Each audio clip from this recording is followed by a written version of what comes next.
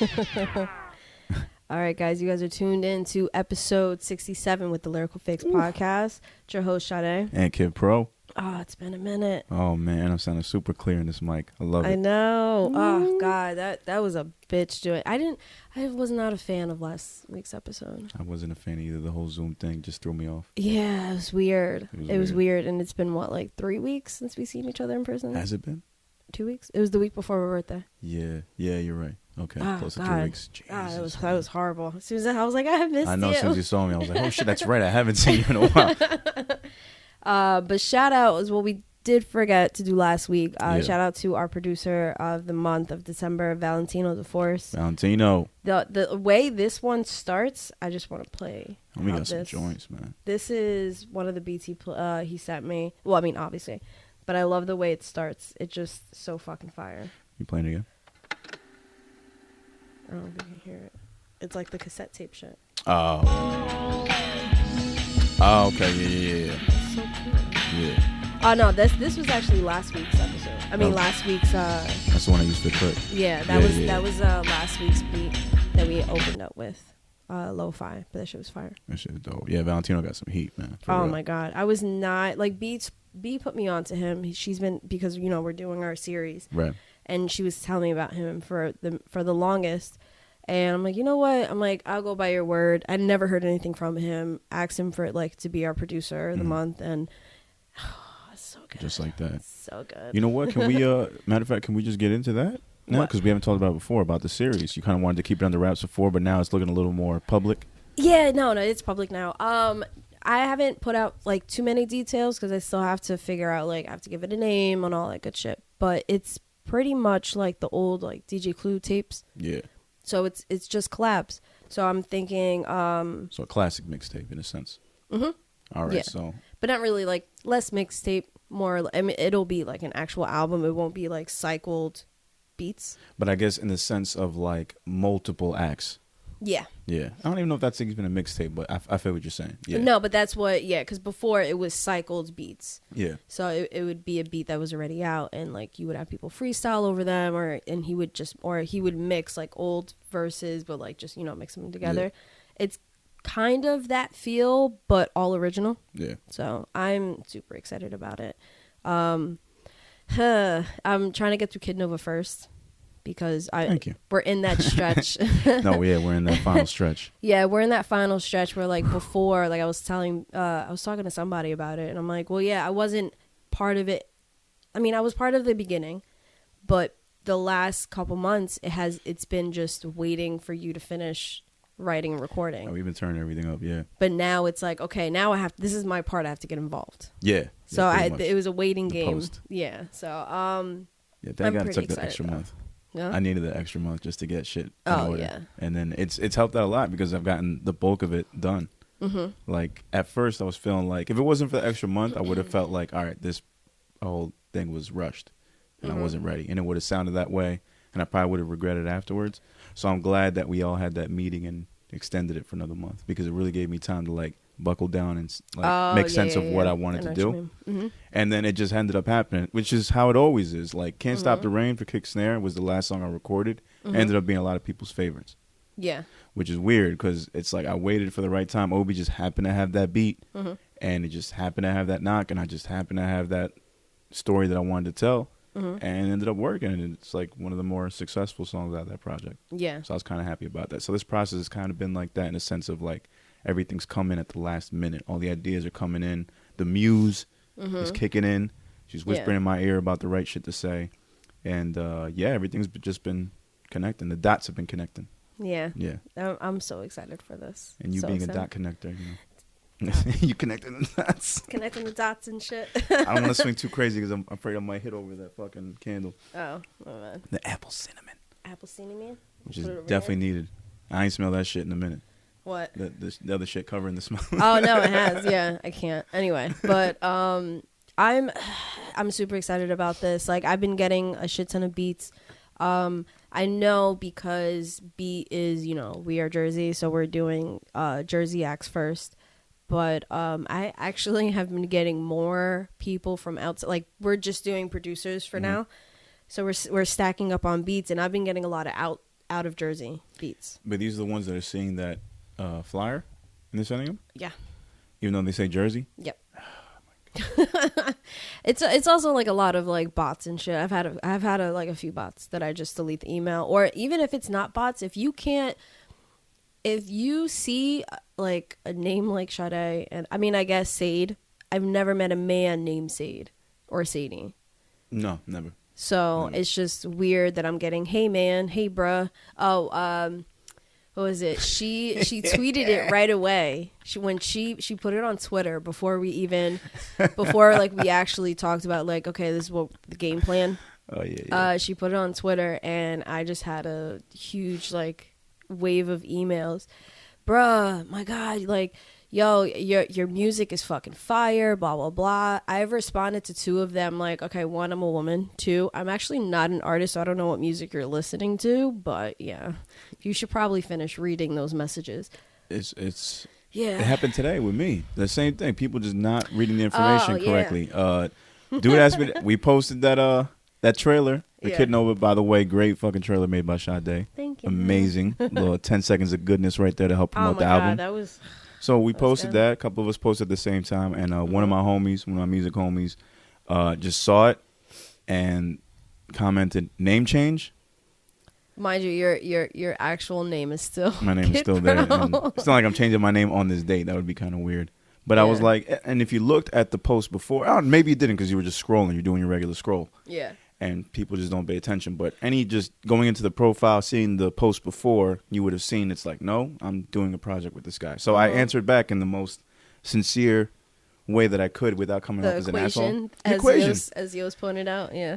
Kid Pro plus Yosanova equals KidNova. And I guess that could be taken as some sort of disrespect or me being short and snarky. I don't know. Can it be?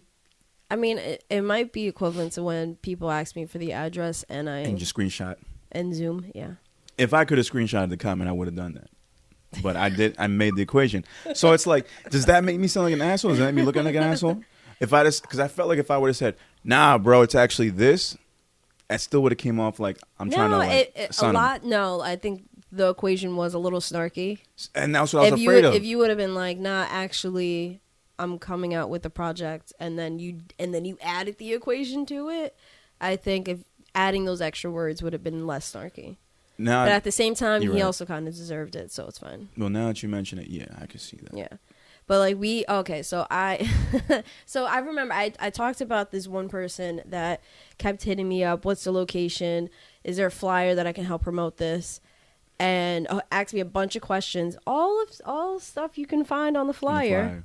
Sent him the flyer, and I made a really basic flyer this year. I didn't even feel like a part of me didn't think that the show was happening, so I didn't like pull out the stops like I usually do with the flyers. I just made something quick and easy. So I sent it to him. Then he's like, "Hey, can I get a location for tonight?" I didn't respond. I left him on scene. Like, bro, I just sent him the fucking flyer that has everything. But whatever. I guess he found mine. He doesn't follow the show. He doesn't follow the podcast. I don't know if he follows my personal. Probably not. But he messaged the podcast. I was like, "Hey, where can I if you're listening now, I'm sorry. Yeah, I'm talking about you, bro." He's like, "Hey, where can I listen to this?" Fam, it's in the bio. Yo, niggas ain't trying to look at the bio. If it's in the okay, if you don't follow,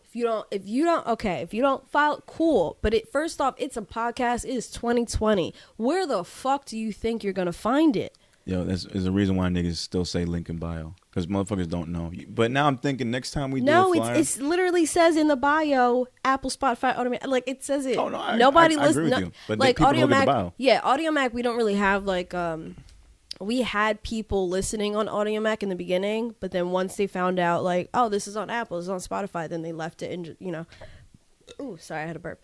But, like, it's in the bio. It's in the bio. There's a link. Link's in the bio.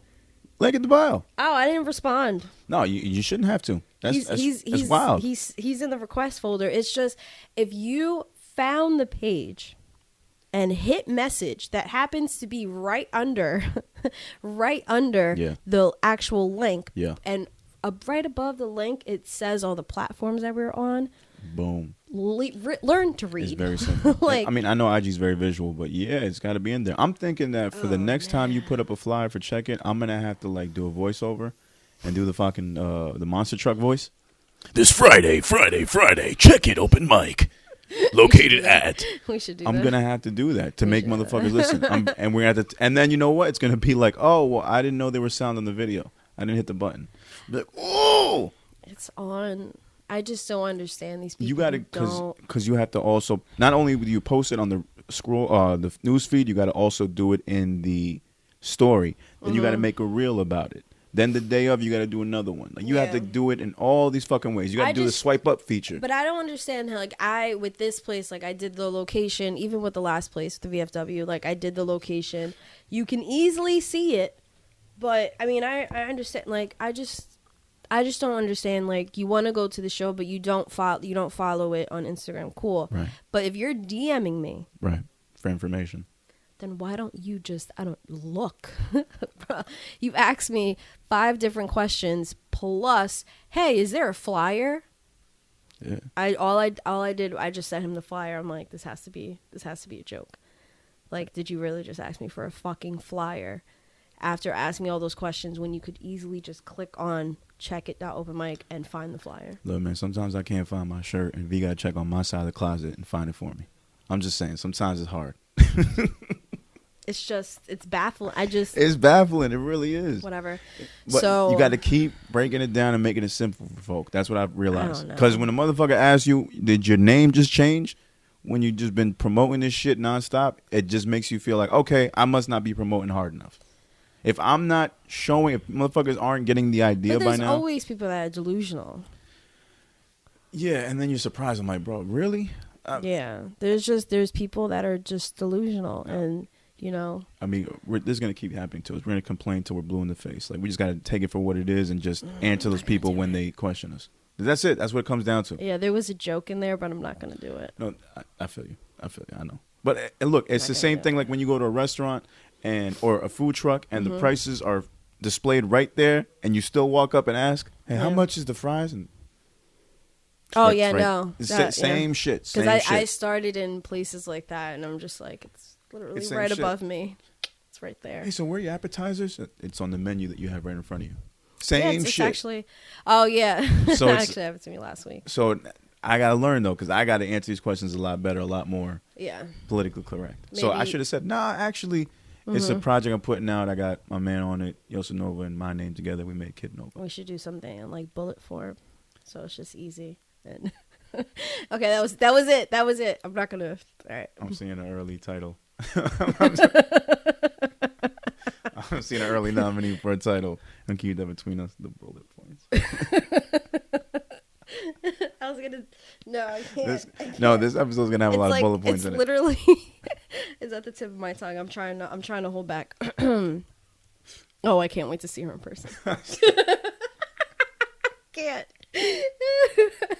You laid out the facts. We're not gonna laugh about this. This inside jokes. I'm gonna laugh about it. Inside fucking jokes. God damn. Okay. Just okay. Wear a bulletproof vest next time. That was good. I'm strapped up. Okay. No, we're laughing too much over it. I'm getting lightheaded. I hate when we gotta laugh about shit like this. Nobody knows what we're talking about. I know, that's the fucked there's up like part. one person, but that's it. Yeah. Anyways, yo, let's get right into the fucking week. How was your week? Me, don't even worry about my week. My week has been strictly just you know what? No, let's get into this actually. The big snowstorm that just hit. Was there a fucking name for this snowstorm? Or just a snowstorm? I think it was just a snowstorm. Just a storm? It was a winter storm warning that hit us, hit Jersey, hit Morris County in the areas. I know you're still on that. I'm trying to move us away from it. There's a joke I'm trying not They're trying not to make. That's twice already. God, sorry. It's okay. I'm gonna let you laugh. No, I'll keep going. So we had a snowstorm recently. Okay. All right. Whew. And back in. All right. So yeah, there was a snowstorm this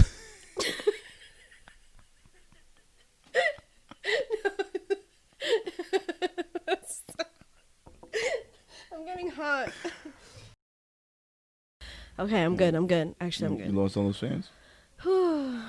There's one in Ace's cup over there, but I'm I fine. got it. Hold up. Lord. No, it's fine. No, I'll ask you and then you can. I'll get it. I'm So keeping this whole part in. okay, all right. No, all right. Well, there was a snowstorm that hit Jersey yesterday. Yeah. Into this morning. So how did you do with the snowstorm? How was your experience? We chilled. So what was it? Let me see. So I was actually last night, Wednesday night. It's already gone. I'm sure it'll pop up though. I don't need it. I'm sure I'll think of another joke. Yeah. I'll think of another joke that I can't say on air. Oh my God, I'm so funny. I wish I could say it out loud. Anyway, I was supposed to do Maria, my friend, her birthday was yesterday. Shout out to Maria. Happy birthday. So, I was going to say, and then my birthday was, the 3rd. So we had our little thing on Saturday where we celebrated we took each other out to eat.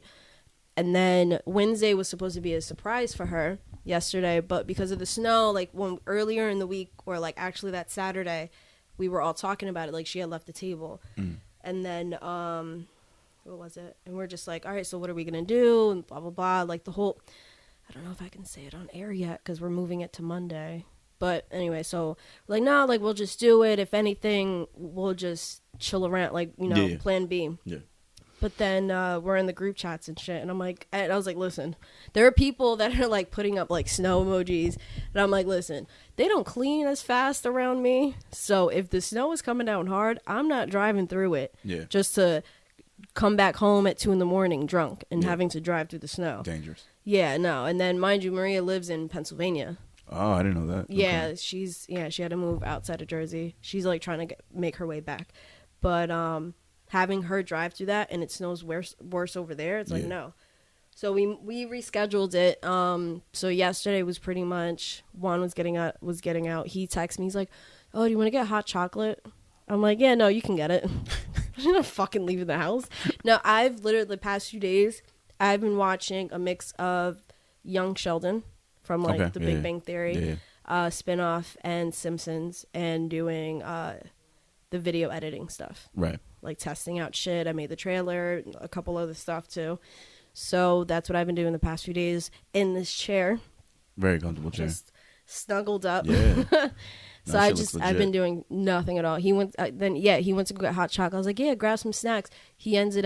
He's like, I know people are looking at me like I'm crazy. He had DiGiorno pizzas and that shit, cookie dough. I tell him to just get just get, cookie dough, cookies, so I'll bake some. Yeah. He got 3 different kinds. Of cookie dough? Yeah. Nice. I didn't notice because he said there's 3 different kinds. I was like, oh, just pick whatever looks good. Just pick one. He got all 3. So he probably couldn't decide. I'm like, the snow day's only for 2 days. I got mad DiGiorno's too in the crib too. Yeah, no, I prepared. He got the 2 because I told him on the phone, and then he's like, should I just get 1 or should I get 2? I'm like, get 2. 2 is fine. Yeah. And then we started doing. I was telling you off air. We got the, I don't know what to call them when they send the meals to you. The food to you? Oh, yeah, the fresh meals, yeah. Food delivery systems, food subscription service, Yeah, so we got back on that, and it's they send the ingredients and you cook rather than the frozen shit, the lean cuisines, I guess. Yeah. So we started doing that, so that's all I've been doing this past week is cooking, baking, because they give you the perfect TV. Portions and all that shit. Yeah. Should come in handy. And then you said you made sloppy joes or some shit? Yeah, one of the meals is chili barbecue sloppy joe. He said it was good. I haven't tried again. That sounds good. Yeah, it's still over there. Yeah, it's got mad names on it. Yeah, it was this fucking long on the sheet, so I don't remember what the exact name. I did the first meal that we got was some spicy maple chicken that we were both kind of afraid of. I was like, you know what, let's just try it. It's something new, whatever. That shit was banging. Yeah, I heard spicy honey's a new thing. Yeah, I'm trying to get mine. Spicy honey. My job has a spicy honey sauce. That shit is disgusting. But when you add it to hot wings, actual, because they're if you have the sauce, we just tried the sauce in a cup. Yeah. It's real honey. Yeah. But with the spice, I don't really. I like honey, but with the spicy shit, no. But if they toss it with fresh hot wings, banging. See, that's the thing people don't know. Like, I guess people know if they do like the chicken and waffles, but just putting like actual honey on your fried chicken is a great combination. No, it is. It really is. Because I mean, I've had chicken and waffles with the honey on it. It's just banging. Like, even if it's like syrup, good as fuck. Like, we went to this, is it Englewood? No, Englewood. Edgewater. It's like the brownstone pancake house. Last time we went, we've been trying to go for a minute, but the lines like are insane. Last time we went, I got the chicken and waffles, and I don't know if it had honey on it. No, I probably did. Honey and like powdered sugar. Yeah. Bomb. That's that shit. There's just something that's fucking bothering me about chicken spots. I've eaten in mad chicken spots all over the U.S. Mm-hmm. And I've eaten in chicken spots in Colombia. And the one thing I noticed when I eat at these chicken spots in Colombia, they give you gloves for your chicken. Like they give you the little transparent gloves. You put them on, like with your meal, like it's napkins, and you just put them on and you eat your fucking chicken and your hands are clean. Why does nobody do this in America? Why is this not a thing?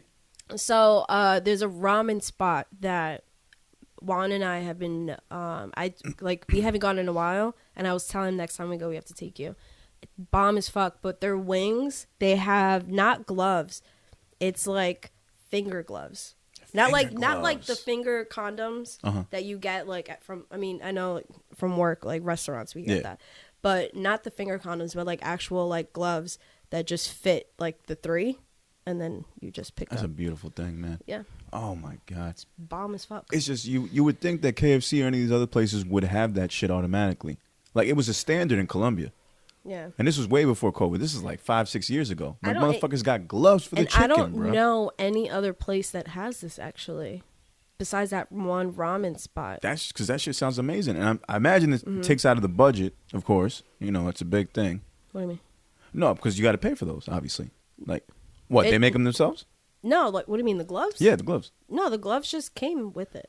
With the meal? Yeah. But I'm saying the restaurant is paying to get those. Oh, yeah. So there's a budget coming out of them. But, I mean, I imagine if they're doing it in Colombia, U.S. could fucking do it themselves. And it would be a game changer. Just Americans are just very messy and... You know, because they got napkins, they think it's okay. I'm just saying it's a game changer. Like you just want your. Have you ever seen like what in like TV shows when they show like the American slob? Yeah. And it's just eating a bucket of chicken and it's like greases everywhere. Greasy face, yeah. They want like that. He just like ate somebody. They want to out, perpetuate that image more. Crumbs everywhere and shit. Ate somebody else wrong. I mean, is that what you think we look like? No, that's literally what like you just see. It's just everywhere. It's just not everywhere. I feel I feel you. Well, it depends the type of eater you are. Yes, it wouldn't be all over you. You're a messy eater, I guess. So, yeah. I'm not, but I'm just saying. Well, I'm not going down there and going. Wipe myself down. A tasty meal, yes. That's when you gotta like the girl has to be like, all right, come here, babe. Just wipe that off a little bit. Hey, don't come. Sorry, that was really loud. I like screamed into the mic. Okay. Oh, that was good. Okay. I'm getting hot again. There you go. Fan yourself off. Whew, that was funny. What was I gonna say? I forgot already. No, we were talking about this. No, we moved on into this stuff. Yeah. The gloves, chicken, food. And then that's pretty much been like. I mean, it was just one day technically. Like he has to go back to work. He worked yesterday. He just didn't work today. Yeah, because it was a nice little snow day. He's working outdoors. Word. Yeah, today was a nice little snow day. I was lucky to find some parking here. Mm-hmm. It's funny because as soon as I pulled in or made that turn into the parking lot, someone was coming out. And I'm like, I'm taking your spot, nigga. I'm gonna find it. I drove all around that motherfucker and found it. Mm-hmm. I know that one parking spot isn't any reserve spaces, so I should be straight. Nah, so we good. All right, so I'm straight. No, there's only like a couple lots that have reserved spots, but you'll see a sign. Yeah. And it's usually for maintenance people, like this lot over here has like some maintenance people, like I guess that live by me, or a handicap spot or some shit. Handicap. Like that. There's a fire lane, like one of the fire. I guess there's a fireman here that lives here that he gets his own spot with a sign and everything. All right. Bullshit. I think I really do feel like he just like he's milking it. He made it like he put it there. He made it. Like he literally just put it there. Oh, such a bullshit. Fucking privilege, man. I be hating it. It's a pet peeve when you are in a parking lot, mall or whatever, and you feel like you found that fucking spot, and then it's reserved, or there's a small ass car, or there's a bike. A bike. Oh my No, and that the lot that you're in, there's a bike that's over there. But after like the first few months of living here, it would always get me. I'm like, you motherfucker. Bikes shouldn't be in a parking space. No, but recently I've been seeing the bike. Like, say this is like the lot. Mm-hmm. The bike is here. There's a car in front of it. So I don't know if it's like. I hate that trick. There's somebody who lives there who's like, okay, let's, instead of taking multiple spots, let's just save it. Like, if you want to say, that's fine. Instead of having the bike have its own spot, that's fine with me. Yeah, the bike does not need its own spot. No, the bike should not take up a whole parking spot. That's ridiculous. It is ridiculous. Like, I'm very tired of seeing that shit. It should be like like school is a bike rack. Put a fucking motorcycle rack on the side. Let niggas like park their shit right there. How does that even work though? Well, I don't know. Or the fucking chain it around a tree or some shit. I don't know. It goes all the way around. Yeah, chain the motherfucker around a tree or some shit. Don't waste the spot is what I'm saying. That would probably be smarter.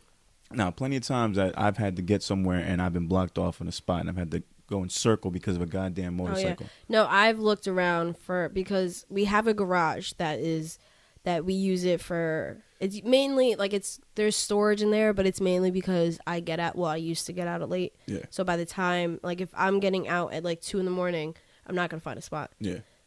But if I go out and I'm getting home at like 4 or 5 a.m, I'm finding a spot.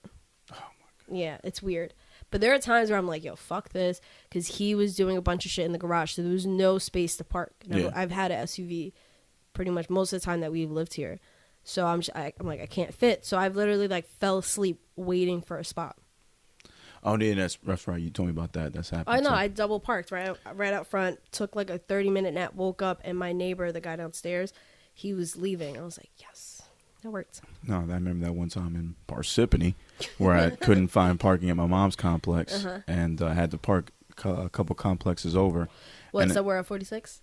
Close to 46, actually, right? Okay. A street off of 46, which is, you're very smart for saying that, very perceptive. And I know you're being a dick with that too, like as you're saying that. It's a little tenacious. Oh my God! Thank God I got my vest on. So, anyways, I had to go a couple complexes over. No, it's all right. No, fan yourself off. You need it. Go ahead. Yeah. Open it up. There you go.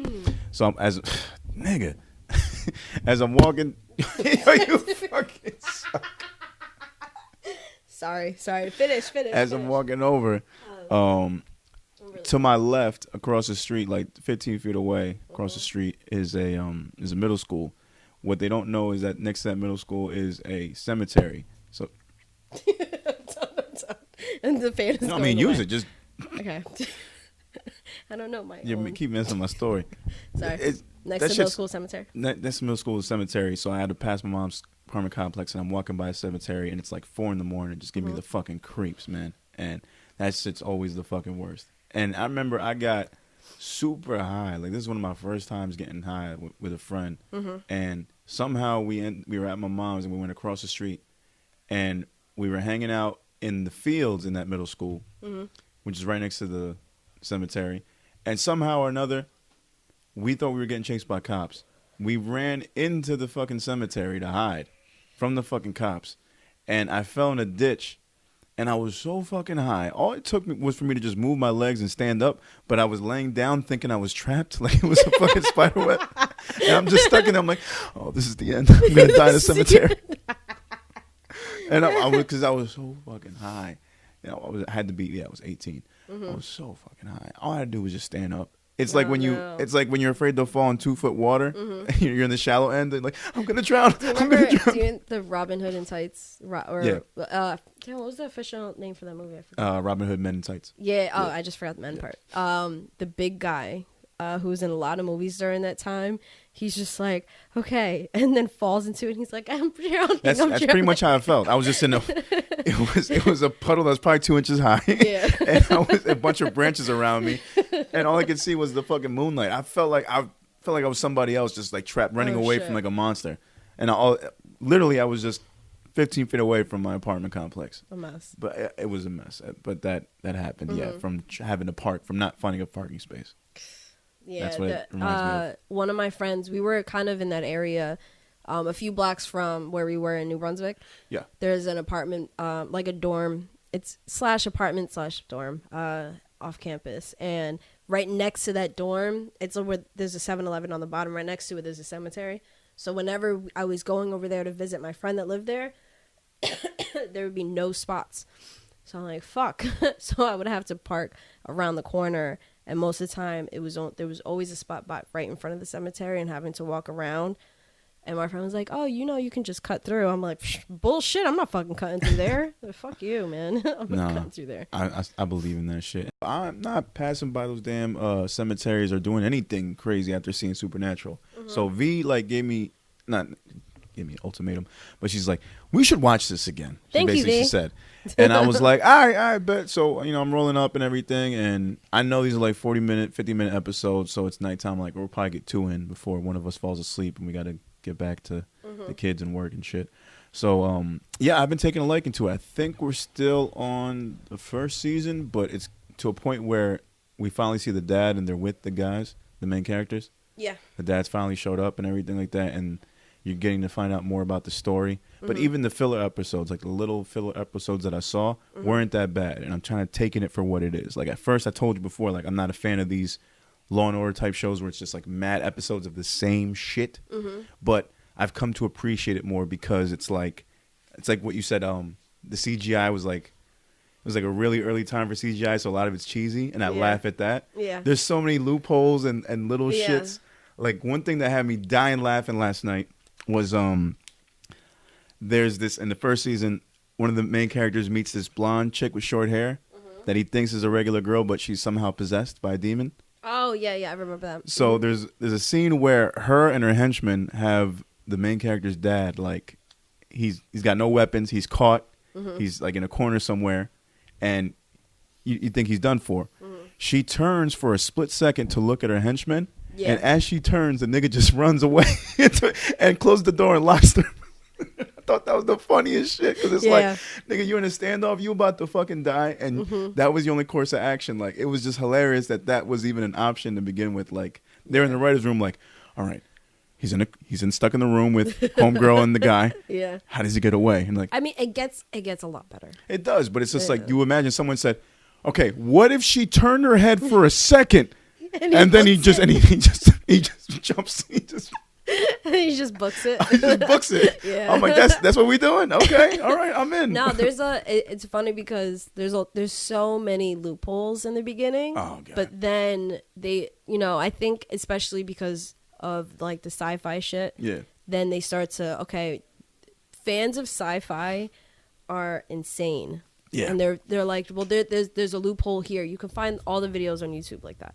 So I feel like they probably just had a bunch of fans like, well, this doesn't make sense and this doesn't connect. There's a huge fan base for the show, right? I'm imagining. Insane. Yeah, I had no idea. It's a huge one. For it to be 10 seasons long, I imagine. I don't think. Or whatever, how many seasons. I don't think they're going. I'm not sure if they're going to like Comic-Con, but. This is a Comic-Con type show where like.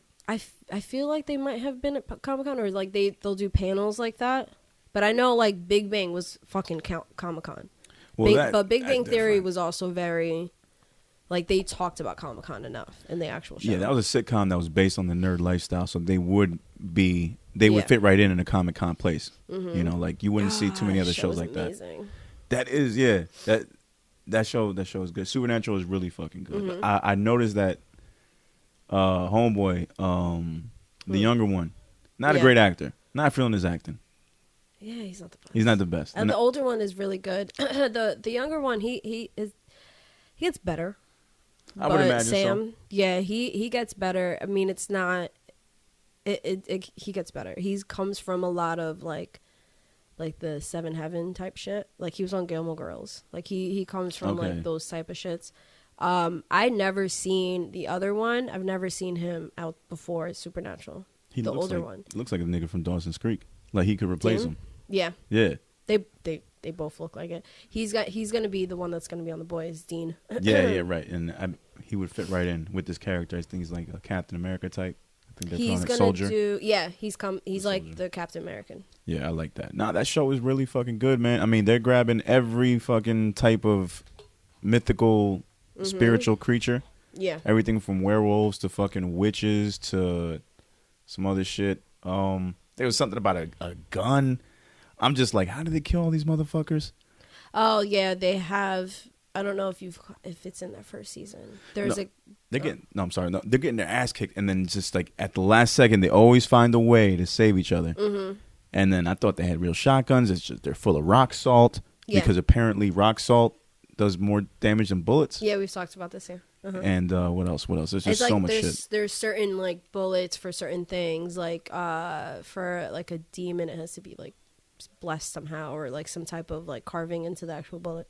Yeah, and then these other demons that were sucking the life out of people Mm-hmm. only at nighttime, so they figured out let's just light a fucking flare in the room, Mm-hmm. and they died out. I was like, oh, that's it. You just had to turn on the lights. Yeah, it gets a little when they start building up on their demons, and then they include the angels and everything, and then God comes in. Man, that show gets good.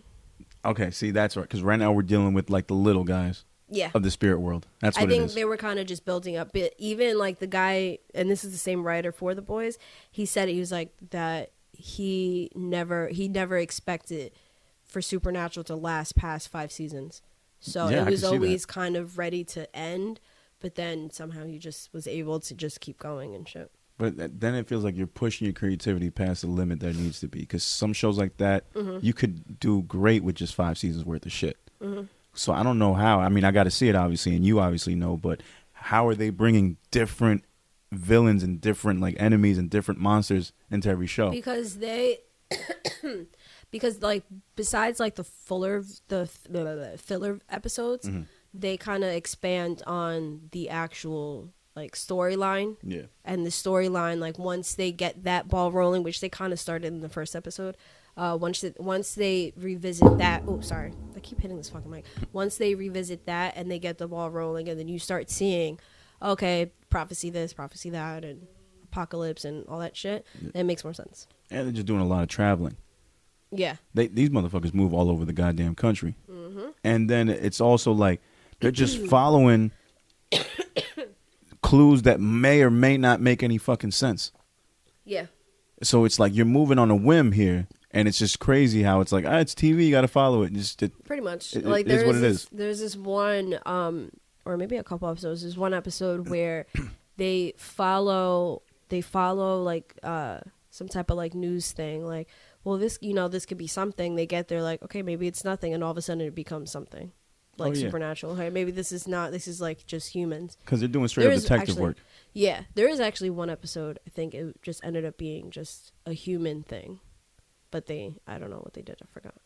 Oh, there was a bunch of weird shit. Yeah, there was like a guy that was like a farmer. I seen an episode with a scarecrow. It was a pagan god. The pagan god, yeah. Wow, you remember that shit. I remember that episode, yeah. That was great. So much different shit. I watched it, what was it? I was watching it during quarantine because that's when I found out they were on the last episode. So I watched it a few months ago, the whole thing. So that was good. And then I finished also Big Mouth. You didn't finish that yet. No, because I kind of got in after Big Bang, Sheldon, which I'm up to date on Sheldon. So I didn't realize it's still, the 4th season is like still going. So there's a new episode I think coming out this week or next, actually tonight or next week. I think it's tonight. And then next week there's going to be nothing because of Christmas week. And then what else? It's always a slow week. Mandalorian. Fam. Oh, yeah, I stopped like after the 2nd episode of the new season. I got to catch up on that. You didn't tell me. It's What? so good. Yeah, no, it is. So it really is good. Yeah. Guess you didn't even fucking tell me. I know. I texted him. I was like, "Hey," so I just started. I've already knew because he's a Star Wars head. Yeah. So started watching it. I don't know why I thought, because I know they were doing a bunch of cartoons. I thought when I heard about the Mandalorian, I thought it was a cartoon. Okay. And I found out it wasn't. And this was because we already had talked about last week that I was on like me and Juan, like we were exposed to somebody that had COVID. Yeah. So my quarantine didn't last a few days because I got the test back, whatever. He got the test back, but his job, because he is in the union, they wanted the official, like the one that takes the longest, like the week test or a week and a half or whatever. So he had to wait. So he's been on this fake quarantine for at least a week and a half. And then he finally went back to work. But we started watching it. He's like, oh, like there's a show, blah, blah, blah. I'm like, oh shit, it's not cartoon. So we finished watching it within a day and a half. Yeah, because they're short episodes. Yeah. Yeah. So good. You saw both seasons? So good. Yeah. Is the second season already done? Because it's weekly. No, I feel like there's. Is it not 3? It should be more. What? No, second season. No, the second season. There's an episode tomorrow. Yeah, episode every Friday. Mm-hmm. Yeah, so I'm gonna catch up because that's another show that I was liking. Why do I feel like there's 3 seasons? No, it's 2. It's 2. It's 2. So tomorrow, I'm feeling like that might be the last episode of the season. All right, that makes sense. But no, that's why I think there's 3 because I was reading up on it. So I don't know how far you're into it. It's the second episode of the second season. Oh, you're not. Yeah. Okay, so pretty much The Mandalorian. Once you watch it, it'll make sense. You know he always has a helmet. Yeah. So he happens to take it off. Yeah. And now the actor's requesting more scenes without the helmet. He probably wants to show it off. Yeah. Yeah. Which, I mean, it's like the article that I read was like, okay, well, he signed this deal. He made a deal with the show where you are wearing the helmet the entire time. Like that's your character. The code. That's the character. But he's requesting this, and so it looks like he's not coming back. Which is crazy. Yeah, so they're going to focus on another Mandalorian that comes in. Oh, okay. All right. I can see that happening. That makes sense. I mean, yeah, it's not supposed to come off. That show, I will say, though, had great marketing from the beginning because of Baby Yoda. Mm-hmm. Yeah, you were seeing that motherfucker everywhere. That's what confused me about the timeline. And then I realized, oh, okay, that's not the real Baby Yoda. That's not the actual Yoda. Yeah, that's what, we termed him as, So much of those movies, like, as fans. I'm confused as to where the timeline is. And now Disney, had that whole rollout of future Star Wars shows. Mm-hmm. And it's like, okay, when is this happening? Like, it's the first thing I ask whenever I'm seeing a new show. This happens 5 years after the Return of the Jedi, I think. So like one of the movies from the 80s. So this is 5 years after that. So episode 6, which is Return of the Jedi. Yeah, because 4 is New Hope and 5 is Empire. Yeah. Oh, it's literally right there. Star Wars, the pack. There you go. Yeah, so it's after one of those. After 4, 5, and 6. So after episode 6. So 5 years after, like the whole.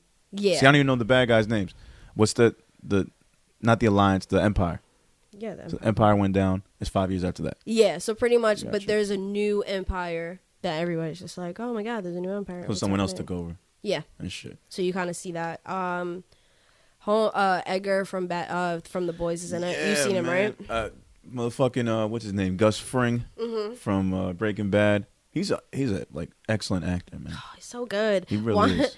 We were just watching him, and Juan's like, "Damn, he does that character good." Yeah, man. Yep, he's really good at that. Anything he's done, like I don't even know his earlier work. I know he's been in a lot of movies, like in the past. Like he was in fucking Do the Right Thing with Spike Lee. Yeah. Mm-hmm. Like it's like holy shit to see where he's at now and like the trajectory and everything. Mm-hmm. The dude's a motherfucking actor. Like I'm a big fan of that guy. No, he's really dope. And then the other dude that plays the Mandalorian, he's just been in a whole bunch of other stuff too, and he's great. Like he was in Game of Thrones. Yeah. Yeah, the Viper. It like I didn't realize it until I saw him without the mask. I was like, oh shit, that's right. Because he looks so fucking familiar. I don't know what else he's been in, but I do remember him in Game of Thrones. Game of Thrones, and wait, he was the brother that got his head smashed. No.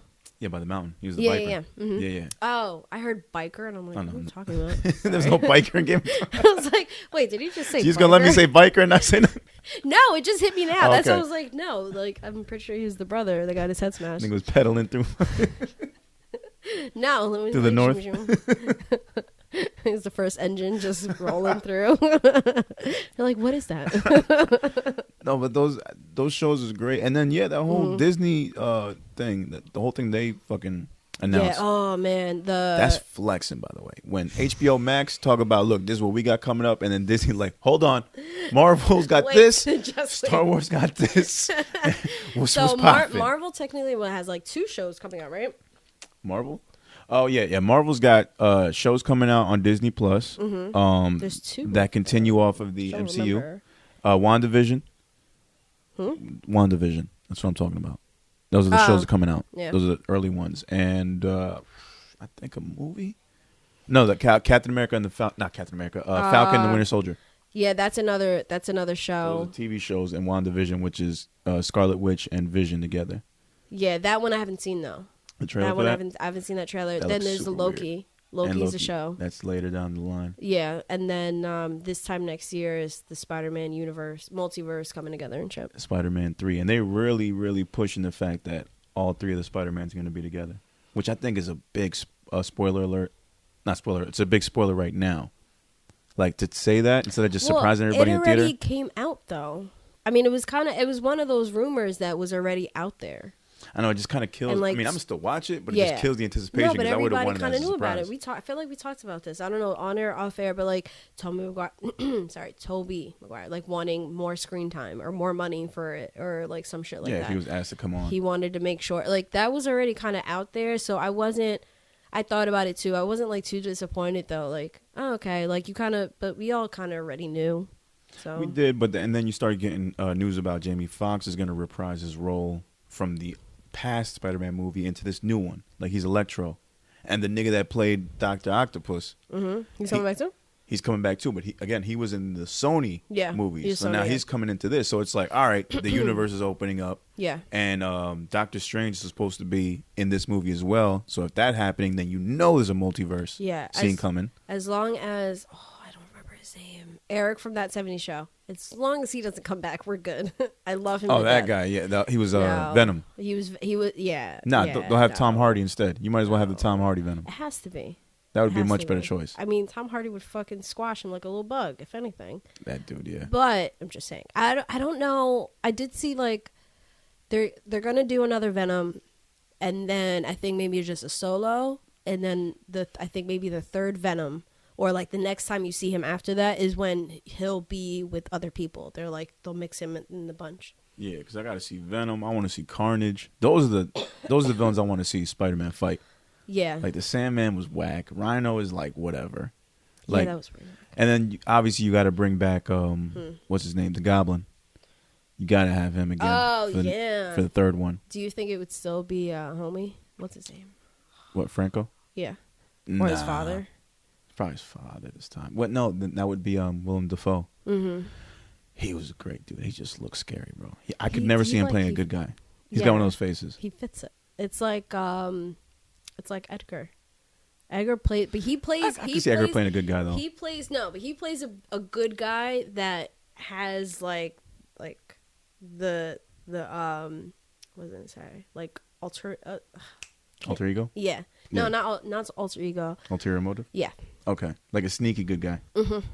Okay, like all of a sudden with bad intentions. Yeah, it's like all of a sudden you're just like, I don't know how I feel about him, and then it's like, bam, he's a bad guy. See, that's the thing with Willem Dafoe. He's got one of those faces where you just can't buy him being a good guy. Yeah, he's just like out there. He'll never get the role of a supportive father. You know, like, even though he kind of was that in Spider-Man, but he still had evil intentions. I mean, it was still villainish, but he was still supporting Franco. But even when he talks to Peter and shit, we notices him. He's like, yeah, kind of like Michael Keaton. Mm-hmm. You know, I love Michael Keaton. Like, he can be a good guy, but he still has a snark to him. That's a little smirk. He's like, yeah, I'll fucking kill you. It was kind of funny to see him in Marvel being like that when he's Batman. Yeah. Yeah, I know. He's my favorite Batman. I'm sorry. I need them to make a Batman Beyond. Don't fucking argue with me. He's my favorite. I agree. Shit. And I think second would be Bale. Just because I rock with the Dark Knight movies. It took me a little while for him to grow on me. I'll admit. Yeah, I think he wasn't up there for me. Those are the only Batman movies where the villains ended up being more interesting than Batman. What? Those movies that were Christian Bale's Batman. I think it's also because the first time I'm seeing Christian Bale was with Joker. Was with A Dark Knight. Yeah. Oh, you didn't see Batman Begins first? I didn't see it first. No. Gotcha. I seen Dark Knight, and I'm completely blanking on his name. What, Scarecrow? No, Joker. The actor. Oh, Heath Ledger. Heath Ledger. There. Yeah. I'm like, I know it starts with H. Yeah. I think because he overshadowed him, but I've seen the movie 1,000 times, and then when I finally got to see the first one, I'm like, okay, it's because at first I don't know, I didn't like him. I thought he was a little too cheesy. I guess Batman's meant to be like a boring hero. He's got no superpowers, so you gotta like really make him look good. He has to have. I think that's what Keaton was so good at. He had like some personality. You got to give him something. Yeah, yeah, I agree with that. That's why Ben Look at us Affleck talking was so about bad. Fucking comics and stuff and superheroes. We've done this before. I know, it's most fun shit too. So Ben Affleck, the first time around was horrible. I think It's not, but that's why I'm hoping March George Clooney. They announced it. Oh no, they Val announced Kilmer. all that. And I loved Val Kilmer as an actor during that time, but not as Batman. That's for sure. Michael Keaton he's the bar as far as I'm concerned with Batman's. Yeah. But I am hoping though with this relaunch of the Justice League in March. It's coming out in March for HBO Max. Yeah. And they're turning it into a 4-part instead of just a movie because it's going to be like a 3-hour movie, so they're turning it into 4 parts. I think this is going to be Ben Affleck's redemption. I think it'll make. Has he done wait, no, he's done a movie though recently, not like recently, right? What, like as Batman? Yeah. Suicide Squad. He did. I've never. Appearance. People kind of ruined Suicide Squad for me. I think I let people's critiques take over, and I just never. I watched the Harley Quinn movie. I didn't watch that. Oh, that was actually pretty good. Was it? You're the only person that said that. I just think I don't know. To me, it was funny. I don't think it was like, oh my God, this is an amazing masterpiece. I think it was forced, man. I think because it was a little forced. It was like the women's movie that had to be forced. It was a little forced. There were parts that were cheesy, but I think she just kicked ass so much. I don't know. I love that actress. That? Yeah. Yeah, I just like kicked ass as an actress playing that part and just the grittiness of it. I think that's why. Oh, because Harley's a great character in herself. Hell yeah. I think everybody else was shit, and I think the movie was shit. You know, I just found out recently. The main girl from Big Bang does the cartoon of Harley Quinn, and I didn't even know there was a cartoon coming out, and they're cursing and everything on the WB though thing. Oh, it is. Oh, Yeah. I figured it was. No, it's excuse me, not WB. The DC subscription service. Oh, okay. That's what it is. But they got a bunch of shows on there that are fucking dope as fuck that I haven't seen, but I hear are great. And that one is, you're right, a rated R comedy. Shit. Yeah, they're cursing and all that. That's how it should be. I want to see them just like, well, because DC is always more darker. Yeah, so I think it makes sense. It makes more sense. Yeah, it makes sense. But where they haven't Marvel had a good movie like that. Huh? They haven't had a good rated R movie like Deadpool. Even though Marvel's considered to be more PG, Deadpool was still a better rated R movie. I love Deadpool. Yeah, it's great. Fucking shit. I love that. The first one or second one? Both. You fuck with I both? would say, I like the first one. I like the first one better. I do like the first one better. The second one, though, was still good. First one I do like better.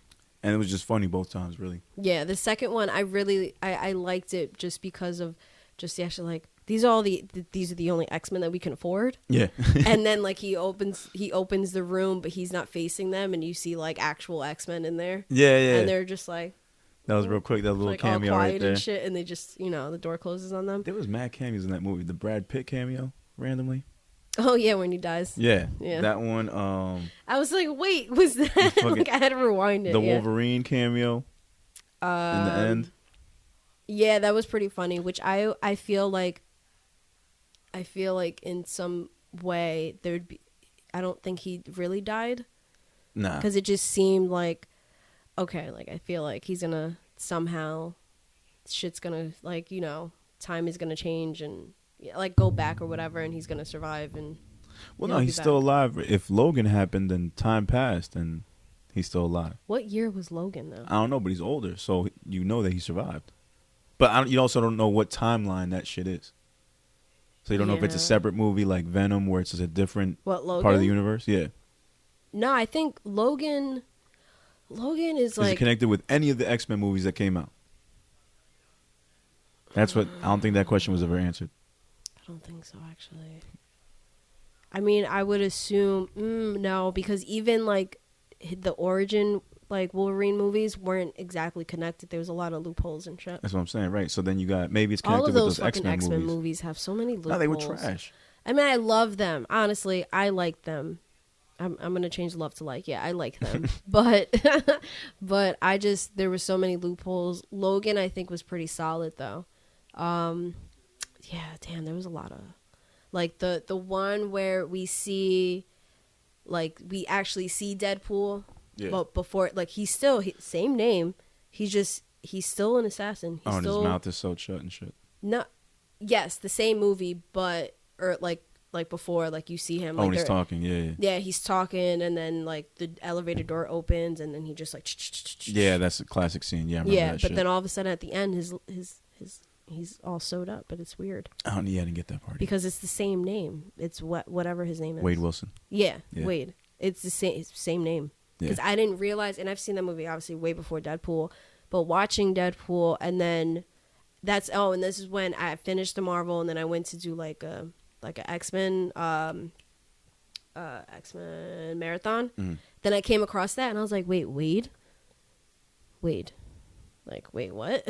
And that's when I made the connection. I'm like, oh shit, so this is Deadpool, but not as Deadpool, but then his lips are sewed shut and he looks weird. Oh, this is weird. Yeah, it made no sense to me. No, so hopefully they said it right. Who knows? No, I'm just really anticipating this Justice League movie because now they got the right director. They went back, they recalled the actors, they shot new scenes. Should we do a marathon? I don't even know how DC to movies? do it, like how you could even, where it would make sense. No, but what I'm gonna do is I'm gonna watch the old Justice League right before I watch the new one. True. I Just- never seen it. You should. I know it's bad, but you should. I've given up. I really have given up on DC, like a long time ago. You have. If to. I'm talking about Michael Keaton, I gave up a long time ago. Yeah, true. That's a while back. But you should, just to see like how much a difference an original director makes, because the director was there to do it. I forget his fucking name, but his daughter died in the process of him making it, so he had to leave, and they brought in the director from Avengers. Oh, I remember that. Yeah. Yeah, with like the shots that were already missing. So this film was a failure to begin with, like just off of that happening. Damn. And that's why it came out and it was so lackluster response, because people knew what was going on behind the scenes. But dude, They could have really just waited. Honestly. I don't think the studio was gonna try to lose that money. They were trying to get that money back. True. And they didn't, because it didn't sell shit. Yeah. But now they're gonna make their fucking money back, especially if they got it on subscription services. So it's gonna pay, and it's gonna be better. Yeah. I'm assuming it will. But you should watch that first one then. The I'll first watch Justice League. I can't wait. Oh my god! Just all the shit that they're teasing on it that people wanted to see in the original, because it's trying to like make it like a like an Infinity War Endgame all in one movie. Like the villain shows up, beats all the heroes up, they get themselves together, regroup, find out what it means to be a team, and then end up kicking the guy's ass again. And this is like the DC version of Thanos. Oh, okay. Yeah, Apocalypse. So it's kind of like the same story, and then if they're gonna follow the Avengers shit, somebody's gonna die at the end, sacrificing themselves for the greater good. Of course, yeah. I'm assuming Batman, just because he counteracts Tony Stark. You think? I think so. Well, yeah, because Tony Stark doesn't actually have powers. Exactly, and So that makes sense. billionaire, Yeah. who was like, never took one for the team, ends up taking one for the team. Orphan. Then somebody has a kid, they name him Bruce. Yeah, well, yeah, I can see that. Superman and Lois have a kid, end up naming him Bruce. Wait, who has a kid in Avengers? Nobody has a kid, right? No one, but I can imagine someone. Oh, but Tony, but that's his kid growing up. He already has his kid, his 5-year-old. True. Yeah. Yeah, see, that's right. That's the storyline right there. I can see that. I think that was actual storyline too. Like, Probably. Batman would have saved the day, sacrificed himself, Yeah. and then that's how they remember him and they honor him. I just wonder how they're going to do, because the timeline, we should have already got the Widow movie. The Black Widow, we should have already, that was supposed to happen at least 8 months ago. Yeah, it's definitely supposed to happen in 2020. It was like April, I think, or June, I forgot. And then, so that was supposed to be it. Then we're supposed to get the time. Damn it, the Doctor Strange. Doctor Strange. Oh, I was about to say Doctor Who. And I'm like, no, that's the wrong time. one. The time doctor. The time guy, Doctor. Dr. Time. There was supposed to be something with that where they were saying in the timeline that that's where they would possibly cross over, like maybe some X-Men in there, or they would cross over somebody else part of Marvel Universe, but not just the Avengers. It would be, because X-Men and Avengers do cross at some point, but I just don't remember where I forgot who it was, but there was supposed to be crossover with that movie. Yeah. And then it's so many different fucking movies, but now they're just like, okay, well, here's a show, here's a movie that's happening next year. Spider-Man, that movie wasn't supposed to happen. Like, that wasn't part of, like, their timeline. So now that news has come out, it's like, oh, they changed everything. And they can do so much with introducing 3 Spider-Mans. Yeah. Because, I mean, they kind of already teased it with this animated movie. Which was great, by the way. Like, you want to talk about great Marvel movies? That's a great fucking movie. I haven't seen it yet. You haven't seen this? No, I haven't seen it yet. I have to. I don't even know why I didn't.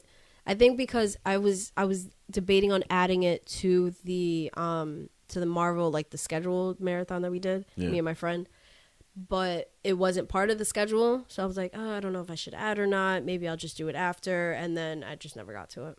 It's so good. That I keep forgetting, and then when somebody mentions it, I'm like, fuck, I gotta see it. Maybe I'll watch it tonight. Because it's introducing the multiverse, and well, yeah, I'm not gonna give anything away, but it's just introducing the multiverse. Obviously, it's in the title, and just the animation style. They mentioned that sort of style had never been done in movies before.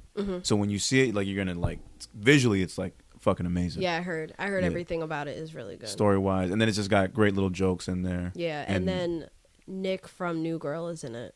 That's the voice. Yeah, that's the voice of Spider-Man. Yeah, that's about to mention. I forgot his name. It's the older one that comes out of nowhere, because I know it starts off with like a kid, right? It doesn't start off with him. Well, let me ask you then. How much do you know about Miles Morales? Okay, so he's a half black, half Puerto Rican Spider-Man. Like he lives in the same universe as Peter Parker. Yeah. Oh, okay. Yeah, so he gets his powers, but it's same as Spider-Man, but like beefed up. And where Spider-Man's from Brooklyn, I think he lives in Harlem. Okay. Yeah, so that's pretty much like what it goes off of. So he's got his own life, finds Spider-Man after getting his powers, and then the story goes from there. Okay. Yeah. Oh, so they're in literally they're the same universe. Same universe, yes. Oh, okay. Yeah, them too. And then they get dragged into like other. Well, that I won't get into of how it happens, but yes, there's a multiverse scene that happens. Because I seen a trailer where they kind of show how it crosses over, how the multiverse opens, and then a whole bunch of shit. And people have kind of spilled, but at this point I don't remember. So I think that's why I also pushed off watching it, because people kind of spoiled it. So I was like, all right, I'm gonna wait until I forget all this. Oh no, it's worth the watch. Yeah, it's absolutely worth the watch. And the soundtrack was dope. I mean, that's the first time I heard that Sunflower song. Oh yeah. And I was like, yo, this is not bad. He's singing it, like the character's singing it in the beginning of the movie. That's the first song you hear as it comes up. I was like, all right, now I see why this song was so fucking popular to begin with. It worked. Even though it doesn't make sense for it to be on a Spider-Man soundtrack, it's a good song. Yeah. I like it because of that. Sometimes you need that soundtrack to get your Lego song. All right, Where we at? It's about time. That Marvel take a break talk. in topics. Lyrical Fix, episode 67. We are back. Just had a bunch of nerdy-ass Marvel and DC talk and some supernatural talk. I'm really going to finish that fucking show. I'll fuck with it. But I got to get through Mandalorian and so much other shit, dude. I'm just... While this album is doing it, I've been watching a few shows, playing that stupid bullshit excuse for a fucking video game, Cyberpunk. Oh my god, we didn't even, that was I know it was a topic. I'll just get into a really quick 30 seconds. This game was so fucking overhyped. It was supposed to be the future of gaming. It was supposed to be I forgot about that. The game changer. Yeah, this game has everything. It's supposed to be GTA in a futuristic environment, and it just did not exceed those expectations. I'm sorry, they under-delivered like a motherfucker. I didn't even know video games worked like this, but apparently these motherfuckers only focused on making this game dope on the PS5 and the Xbox or whatever, not on the PS4. So you play this shit on the PS4 and it looks stupid. It plays ridiculous. I played yesterday and it shut down on me 3 different times. I don't know why. You saw, I think it shut down on him, or it kept fucking up when we were talking about KidNova. I couldn't understand it, and it just, for no reason at all, under the fact that these guys put no effort into it. So I'm disappointed, and they're offering refunds. Yeah, because I really do think they focus too much on PS5. Yeah. Not thinking that not everybody's gonna have it. A lot, like majority of your PlayStation people are gonna have 4, and they're gonna want to play this. Yeah. Like PS5s are not easy to fucking come by. No, I've been trying to get it for him forever. He's gonna have to get the show on his own. Fuck that. There's so many glitches, Over man. it now. There was a scene where I'm at a restaurant talking to this guy, and the people in the background look ridiculous. There's one woman that's a waitress that's just stuck at the guy's table. He's eating his food, literally just eating his food, and she's standing there like she's taking his order. And when this motherfucker's eating a burger, looks like he's eating ass. Like he's got the whole thing. Instead of just like this, it's like this, covering his eyes as he's eating. Like I'm just staring at him the whole time. I'm zooming in. I'm like, this nigga just been eating ass for the past 5 minutes while I'm having a conversation. That's another thing. This game is filled with random bullshit conversations. These guys put in so many hours of like dialogue. Yeah, what was it? I walked through the living room one day and he was playing it, but he's just setting up like the scenarios like this and there was this one guy with a gun in his face and he's like, "All right, what do we do now?" Yeah. And he had to pick an option and all that shit. But earlier in that scene, I had just stopped and watched. I was like, what is going on? I was so confused. It was like a bunch of men just talking. I think one woman came by. There was another woman naked dancing in the corner. It was all very fucking weird. I don't know. It's all and futuristic shit. This crazy looking guy who looked like kind of his face was deformed a little bit or just zombie-like was just yelling in his face. And he had to keep picking at the options or some shit. I was so confused. Those options too, like they literally give you a chance to like continue the conversation even further. Like if you want to have small chat, you can pick that option. Like there was one was like we're driving and it literally gives me an option to say, "Hey, how are you? So how you doing?" I'm like, I don't give a fuck. Where's the skip button so we get to the fucking mission? Why do I care what this nigga's? I mean, feeling there like? are some people that like what is it, like Worldcraft? Yeah. Where they have it where it's like a whole community and you're living that whole life and shit like that. That's a little different. I could fuck with that. Where I understand maybe that's where they're trying to borderline maybe. Like it just seems like they're really trying to create a world where you're in it and it's not just about the mission, but also you have this option too. Like, there's tons of side jobs if you want to do that. There's tons of shit on the side you can do. Like, I mean, little stuff like GTA where you could go get a drink, you could go get some food. That one guy though, the video you sent me was hilarious. I forgot I wanted that to be a reaction video too. Oh yeah, like when you're picking out your fucking guy and you can choose your dick. You can choose your dick size. You can choose if it's uncircumcised or circumcised, or you can give your dude a vagina. So it was funny. So the other day at work, two of the bartenders are dating, and then he's like, oh, she goes, "Oh, are you coming out with us tonight?" And we're like, we're closing, we're trying to figure out like who's gonna go to the bar and who's not or whatever. Yeah. She's like, "Oh, you're gonna come out with us?"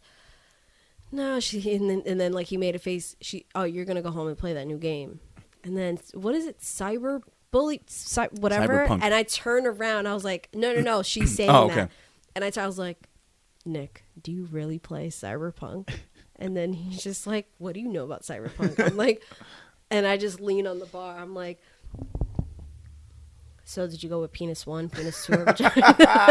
I was like, penis 1, penis 2, or vagina? And he's just like, and then his girlfriend's like, "What the fuck?" I was like, "What did you make a design with your pubes?" And she's like, "Oh, I have to play this." So then the next time I see them, he tells me, "Yeah, so she got into the game and she has a landing strip." No, it's a landing strip or for the girls or the Thunderbolt. I think she went with the Thunderbolt. I forgot what he went with. He told me to he went with for the pubes and shit. They got like a heart shape. Our friend has the one that fucking almost gave us COVID. His dumbass. He posted on Facebook recently, and he said that he went for the heart. I'm like, I can't. And then to me it was stupid because the rest of the time my guy's not naked. Like my guy's not naked at all. I don't understand that part. And there's weird maybe shit. At some point it happens and you get to see it in action. I don't know. Fucking Juan's guy, like he was playing yesterday. I'm just like, did you really pick somebody who's light skinned? And he's like, no, he's tan. And then he went and where you can actually see the guy. He was like, look, that's my guy. I was like, okay, well that's darker. That fits you. But on the actual game, he definitely looked like light skin. He looked white. Like the fuck out of here. His name was John, not Juan. I should have asked him that. Like, what's your name in here? And then he's like, yeah, he has blue hair. I'm like, I can't. That's another thing. Yeah, man, they didn't have hairstyles that fit my guy, so I got the really low Caesar.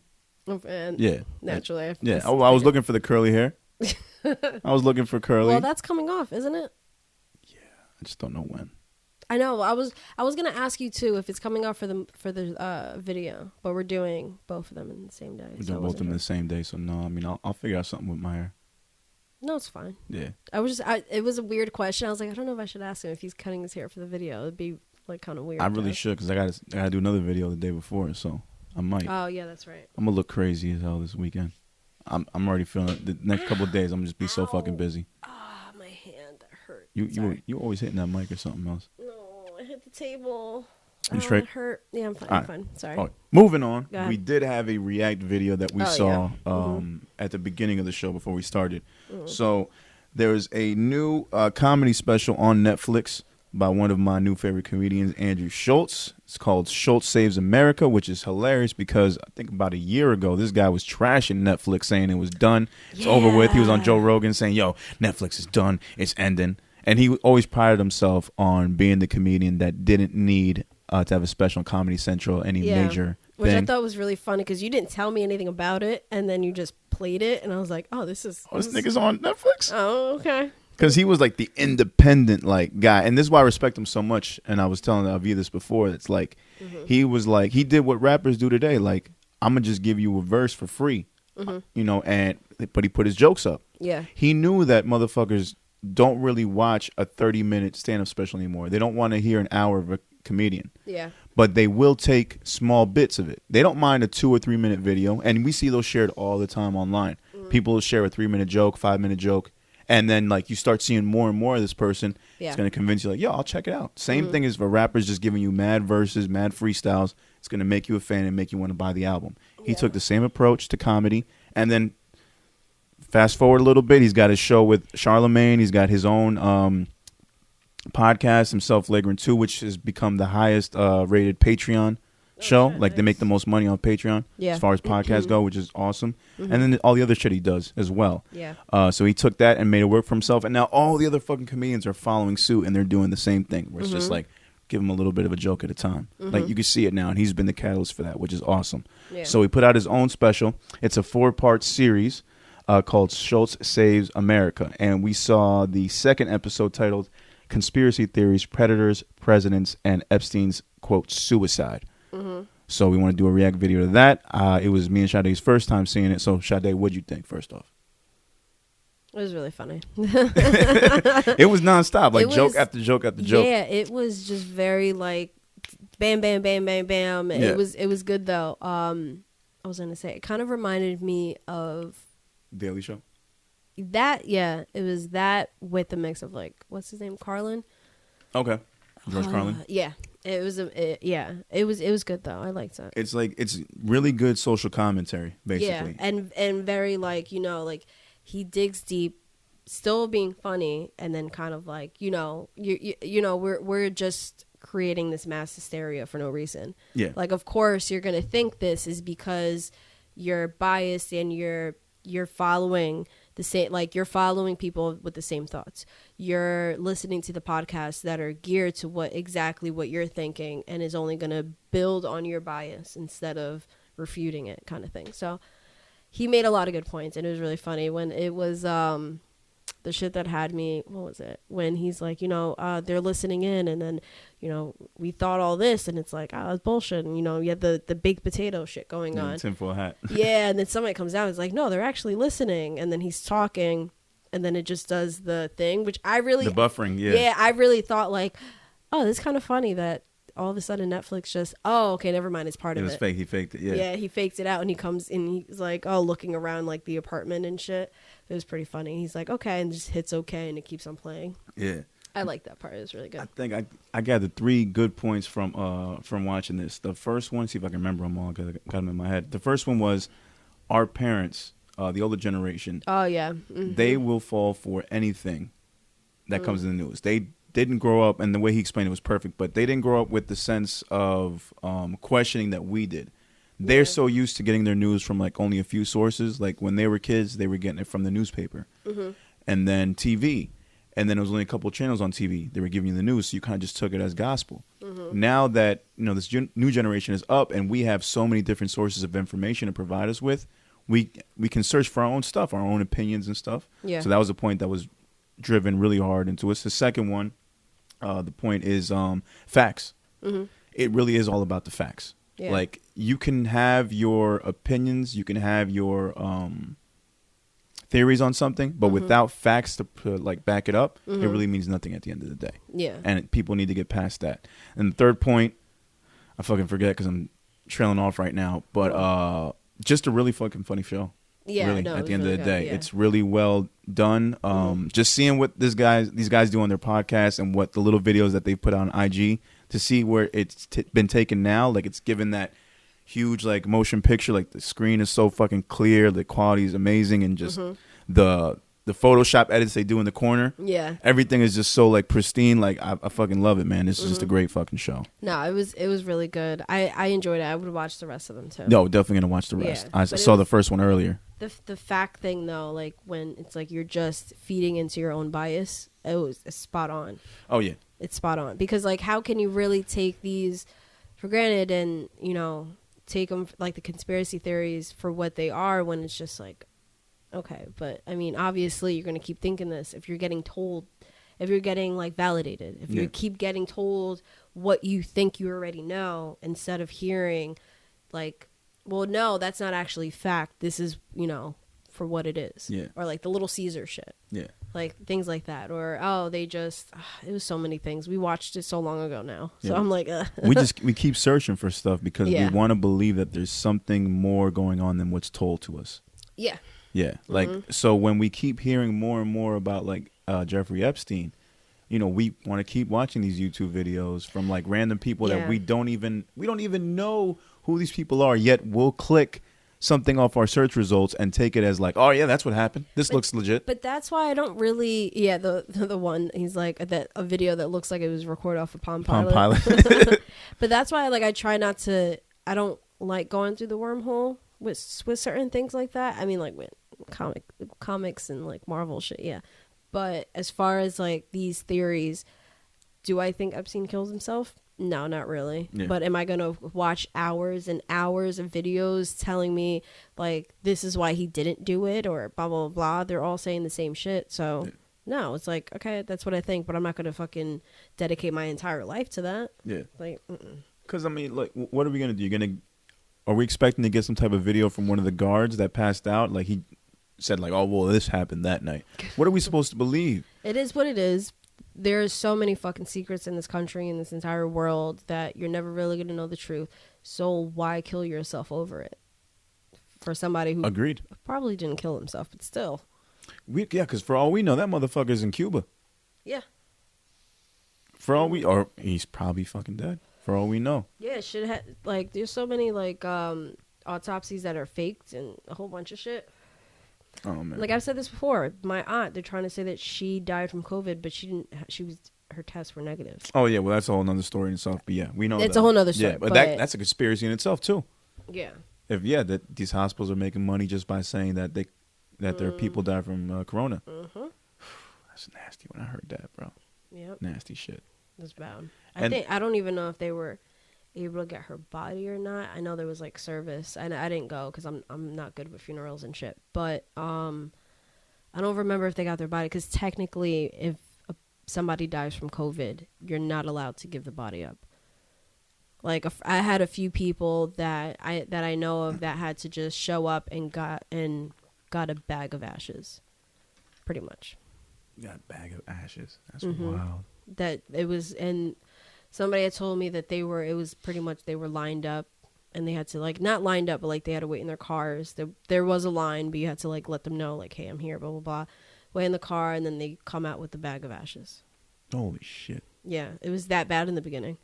Yeah, that's how like Juan's friend who almost gave us COVID, he, when I heard him say, oh, well, I thought this shit was fake. This COVID shit was fake. I'm like, how do you, there's certain things that, yes, okay, could possibly, because like the whole thing with my aunt, that I get. But how can you really think it's fake? Because there's just certain things that have happened. Sorry. Yeah. Certain things that have happened that it's just like, no, it's not like somebody can't. This is not a conspiracy theory. Like people were actually dying from this shit. Maybe not as much as before, but. Well, yeah, because it's like, so then if you're saying that, but then by that logic, you're also saying that the bird flu was fake, the SARS was fake, the bubonic plague was fake, the flu, Zika virus is fake. Just the flu itself is fake, because technically it is a flu. I mean, it's like, you have to accept the fact that, look, there can be new sicknesses made, and this one happened to be really fucking strong and came to America and caused a shitstorm. Yeah, I think, and I mean, for people who thought at one point or still think that COVID is fake, I can see how they can think that, because if you see it at like how the media plays up on it, and but I think the media is building off of it and eating up all, like, they're, you know, feeding off all the fears and this and that, and they're going insane with it. That I completely get. Was that I woke up this morning and Juan was like watching the news, and I just like looked at it and it was like fucking ridiculous, and just went back to sleep. Oh yeah. It's just like, because I think he was like waiting for like the weather, but I'm just so fuck out of here, and I just went back to sleep. There was a good 4-month period where I was just waking up every morning, and my TV, as soon as you turn the cable box on, it goes right to channel 12, and the first thing you see was a death toll, and I was just like, bro, this is like, I'm every morning I'm waking up, it's like a movie.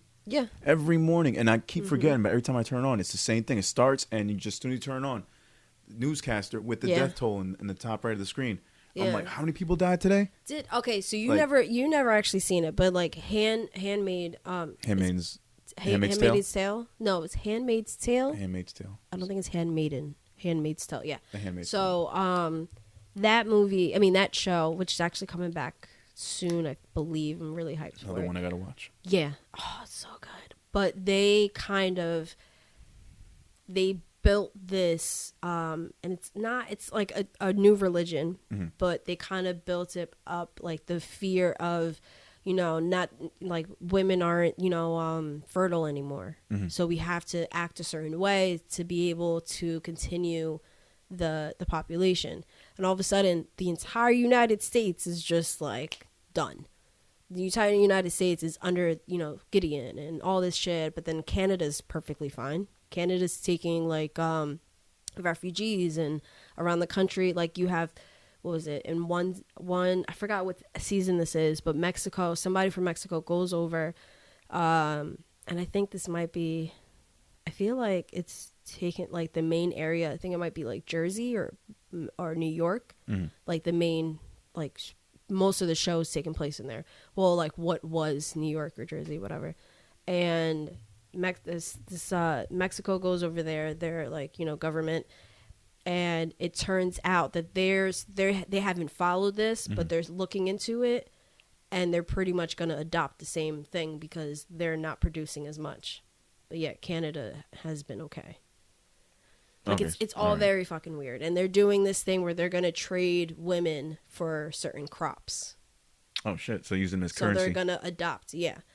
Oh wow! Because now they're seeing all these young children, and they're like, well, we haven't seen kids in forever. So it's kind of in the sense of the same way. All right, I see what you're doing with it. So it's not exactly what we're going through. Yeah. But when me and my friend, when we started doing like these marathons together and watching shit together, she's like, oh, this is creepy. It's like, it's not exactly what we're going through, but it kind of could easily, because now there's a fear going on.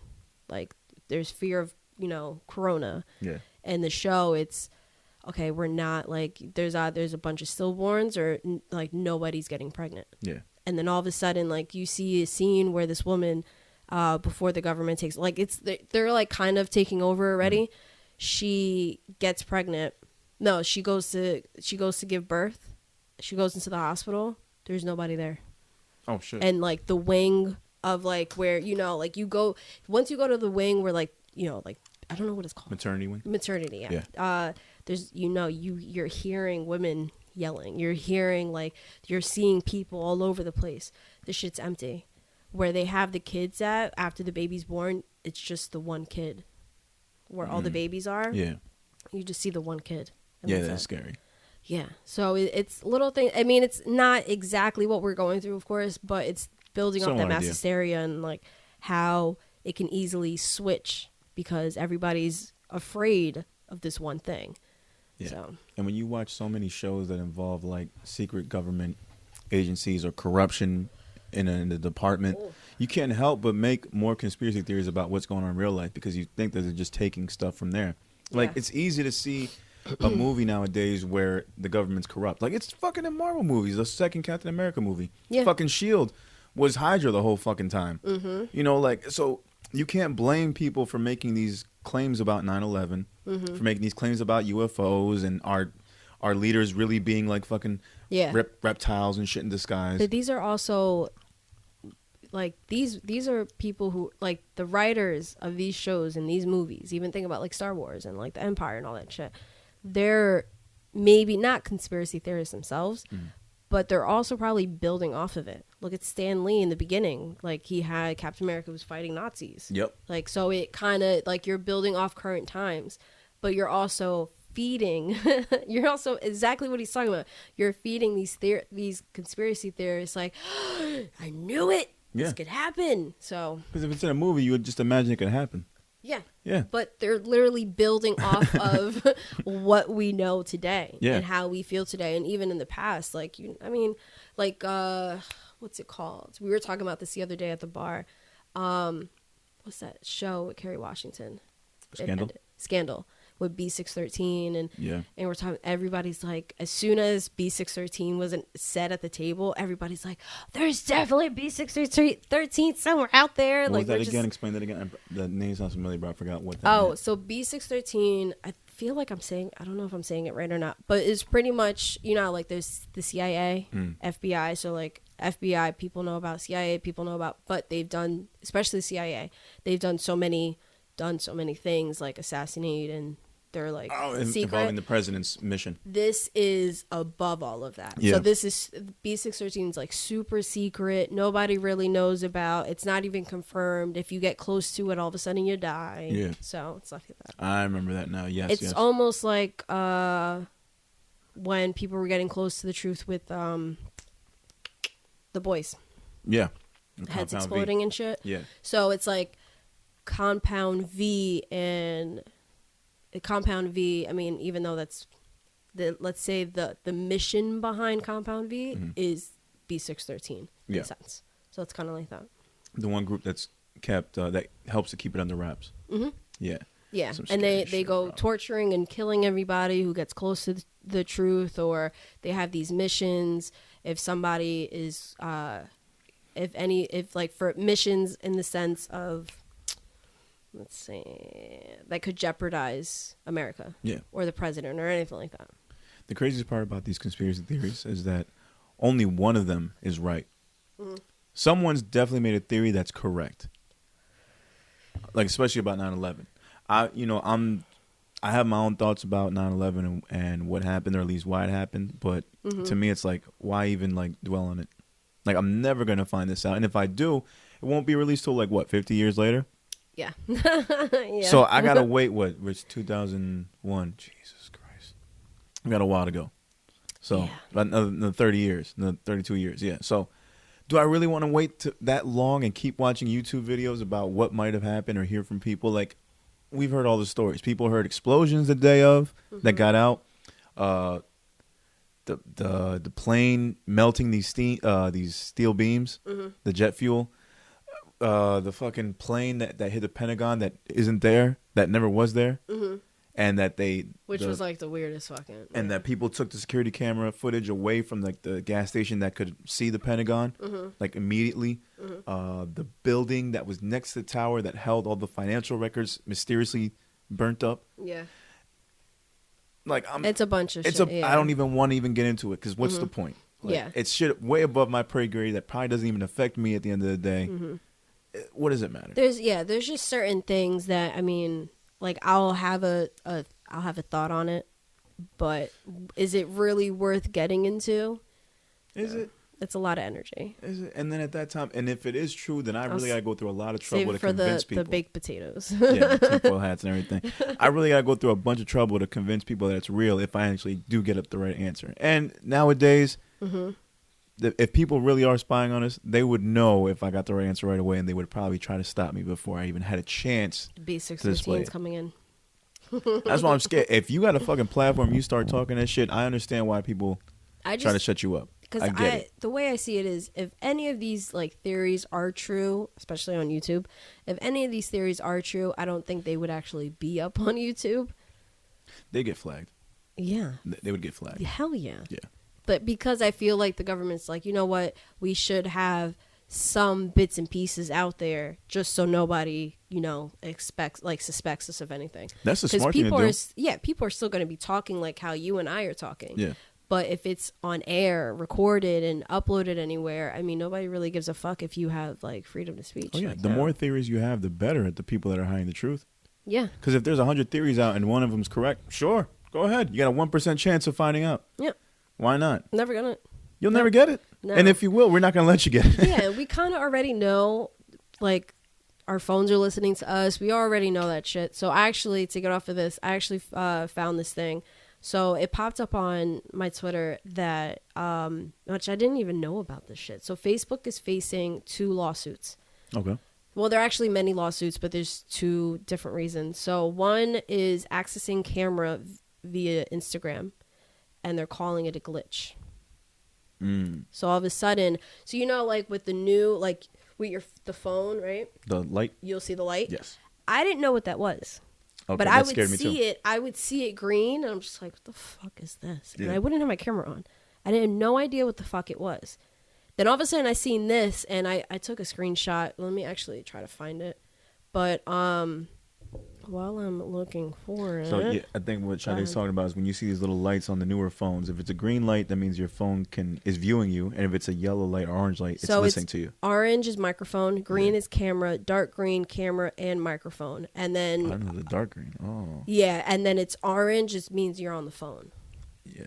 Because like if I called you right, I mean, well, I can't really call you, but like if I called somebody, it'll still be there, but it'll be orange. So that's, or it's like an orange or brown or some shit. So yeah, they said some people have said that they experienced this with Facebook ads on the app. Their face would appear in on there in place of an ad. So That's and then one freaky. person had tweeted, it's them screening for your impression of the ad.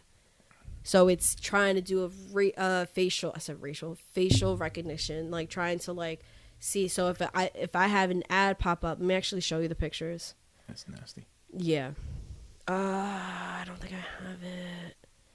Damn. Well, anyway, so in the thread, you just see a bunch of like, so it was a picture. Somebody took a screenshot where it's a Facebook ad for like, say, I don't know, shampoo or whatever the fuck say. But it's instead of the video or the picture, it's their face and them looking at the phone.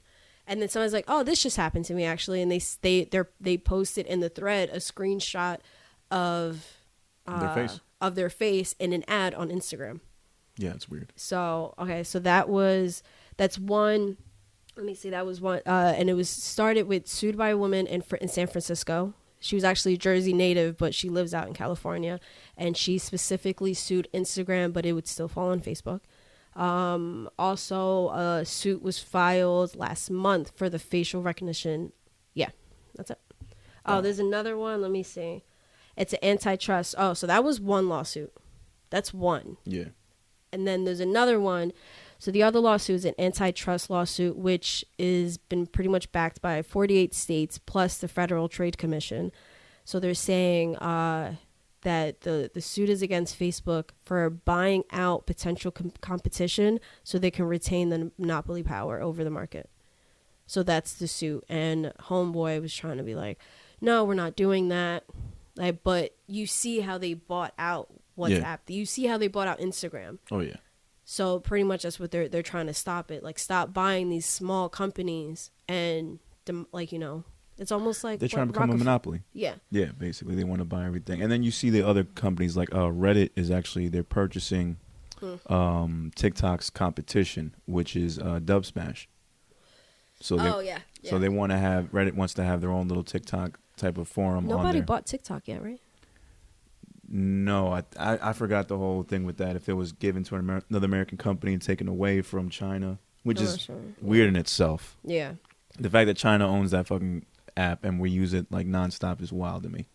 Oh yeah, I don't use it. No, I don't use it either. Like, people keep sending me shit from TikTok, like, oh, look at this video, but you can watch it without, like, I'll get the link. I actually got it earlier when we started recording.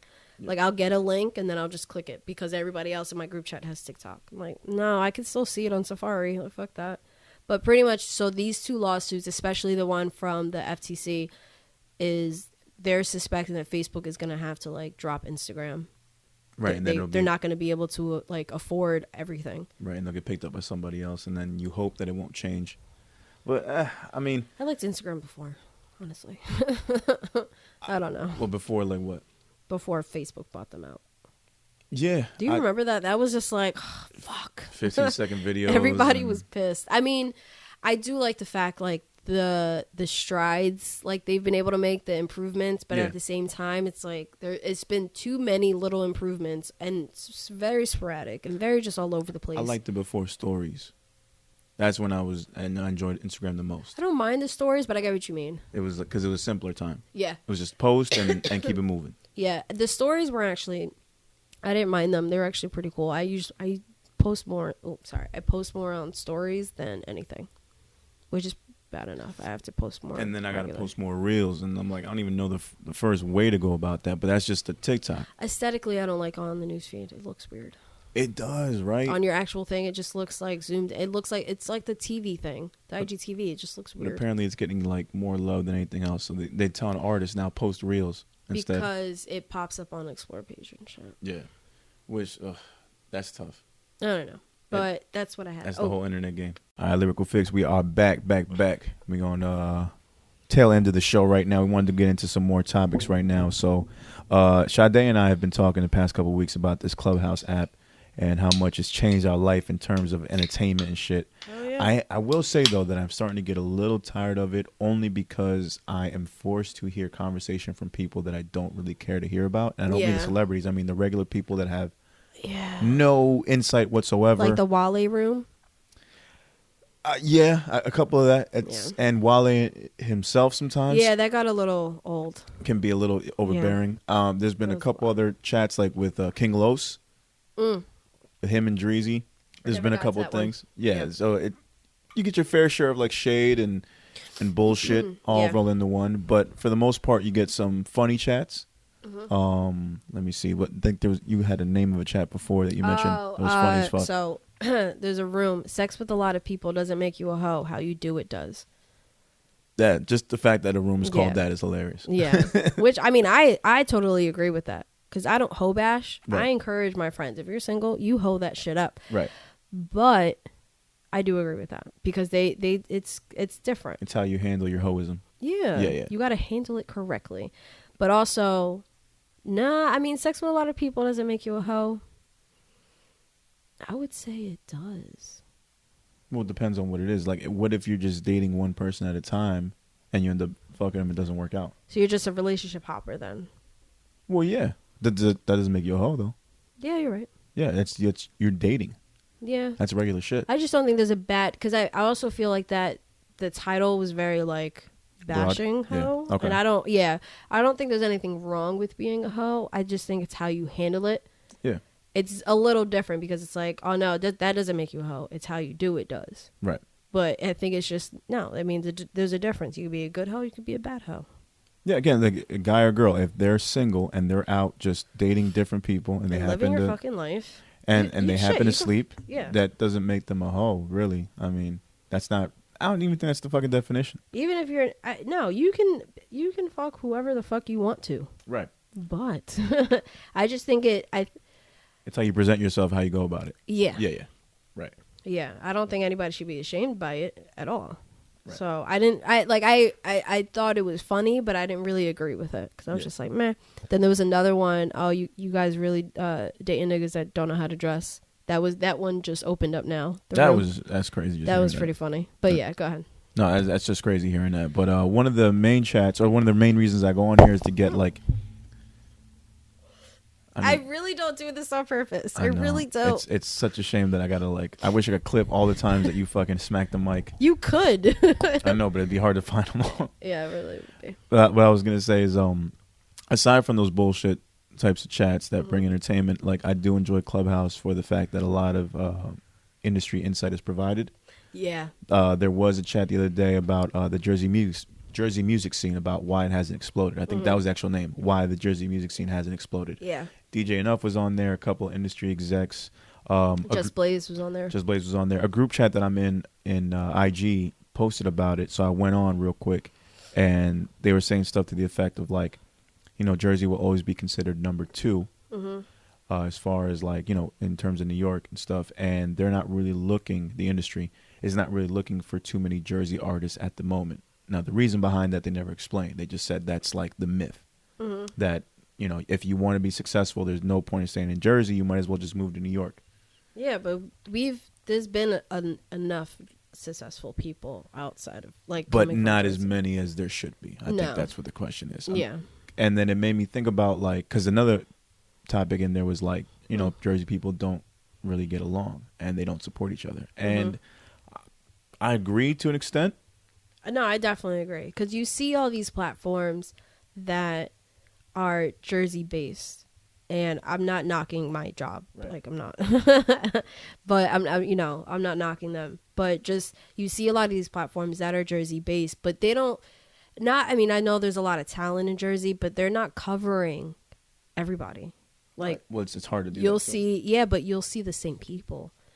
Like the one that had the award shows, like the award thingies. Like, you're seeing the same people, and it's like, bro, you know, there's people outside of Montclair, right? Like, you know, that's a popularity contest, and I don't know where Montclair became the most popular. No shade to Montclair, but it's just like not Montclair in general, but like that area. And I'm just like, I guess the county. But it's like you know that Jersey's more than just that. Like, or it's a little weird, especially because those same people will go to the shows. Like you and Saint and, you know, all of S Double and shit like that. And it's like, do you not see these same people? Yeah. Like, it's just, I don't know. Yeah, it's a shame. And I got to go to these shows. And this is from someone who's in a part of Jersey that's like relatively unknown. Mm-hmm. You know what I mean? Like, people in my county, like, they don't expect shit from us as far as like rapping wise. So it's like, if I'm not living in Newark, Jersey City, Montclair, but you're going, Patterson, I don't think it matters where you live. You're going to these events, these shows. Right. I'm going to these shows, but what I'm also noticing is that I don't know any of these people. Now, these are all towns that are 20, 30 minutes away from me. And while I do know a couple people because I've been in these areas, I don't know the music people in those cities. So I'm only meeting a couple people here and there. Like, I know people in East Orange through music. I know people in Newark through music, Patterson through music. Mm-hmm. But I'm not in those circles of people. And those are like popular cliques that I'm not a part of. Mm-hmm. So I don't live that life that they do. I didn't live those experiences that they did. You know what I mean? Like, I was in more of a suburban area, even though I'm only 30 minutes away. So it's like, I feel like I'm at a disadvantage whenever I go to these shows and whenever I try to present myself in my music, because they can easily tell, all right, he didn't live that same life that we did, which is cool. But I also feel like it affects me getting those types of fans. Yeah. But then I listen to the music that those fans like. It's not my music.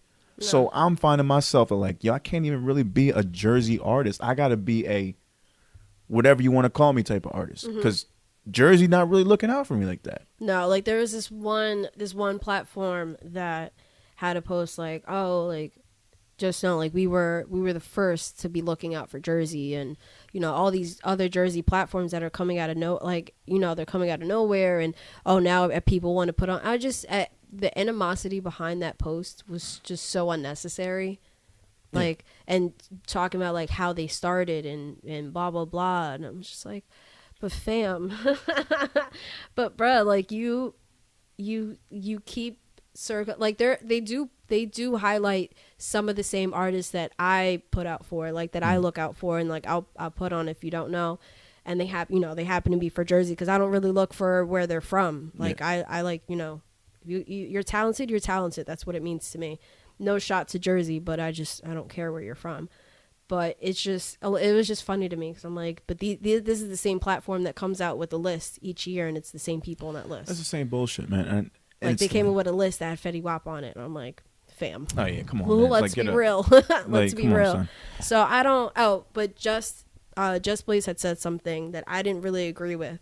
That he said one of the reasons for Jersey not, going out there was the fact that there's not enough. What did he say? I think we have too many.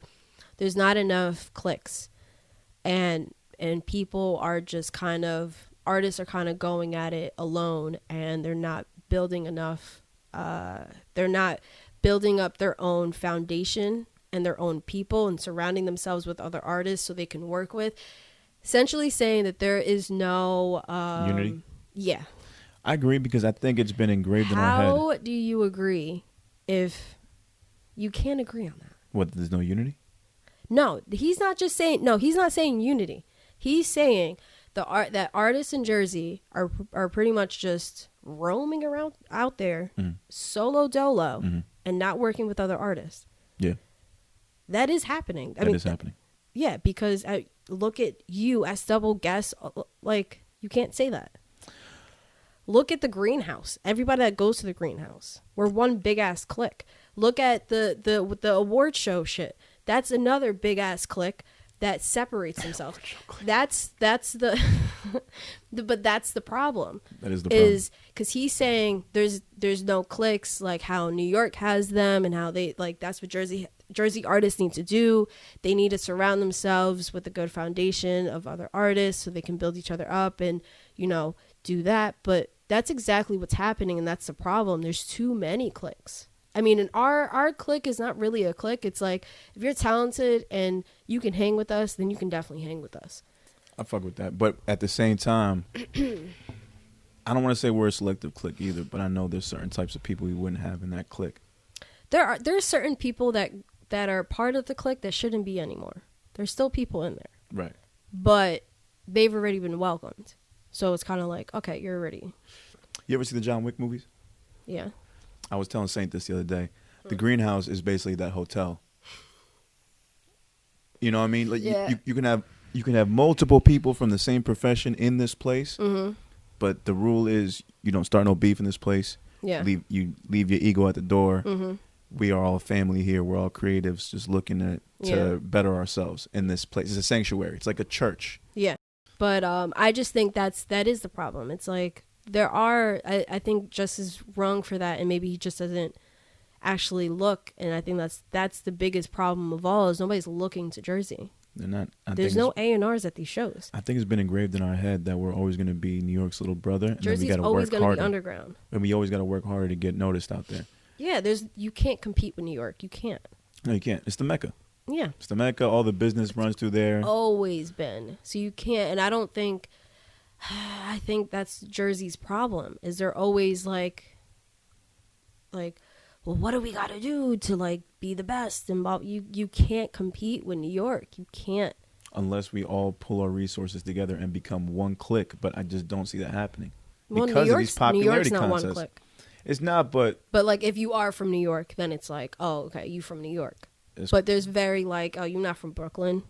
Like, you know, like there's the boroughs. Well, that's the way I feel. It's like, oh, you from Parsippany, you from Morris County. Like, I'm not from Newark. No, I'm not from Patterson. No, like, so I feel like automatically, like, I get looked at a certain way when I tell people where I'm from. But I'm not gonna fake and say I'm from Newark or I'm from Jersey City. I'm not gonna do that because I'll probably get called out on it, and I just don't have that Jersey City appeal. Yeah. But it's like, for people that appreciate lyrics and like that fucking music, they would appreciate my shit. But it's just, I feel like it's so much harder to get myself in there as an artist. Niggas like me and Guess, you know, that just, we don't fit in any of these boxes of this popular music out here in Jersey. Like, we don't do the club music. Yeah. We don't do the fucking street shit. We don't even do the nerdy street shit. Like, we really have our own fucking lane, and I know that sounds kind of conceited when you say it, but we don't fit in any fucking box that people have. Yeah. Like, Guess himself is a half Puerto Rican, half white dude. I'm a fucking full Colombian guy from fucking Parsippany. Yeah. You see me, you would just think, all right, he's probably, you know, from some hood over here. I'm not.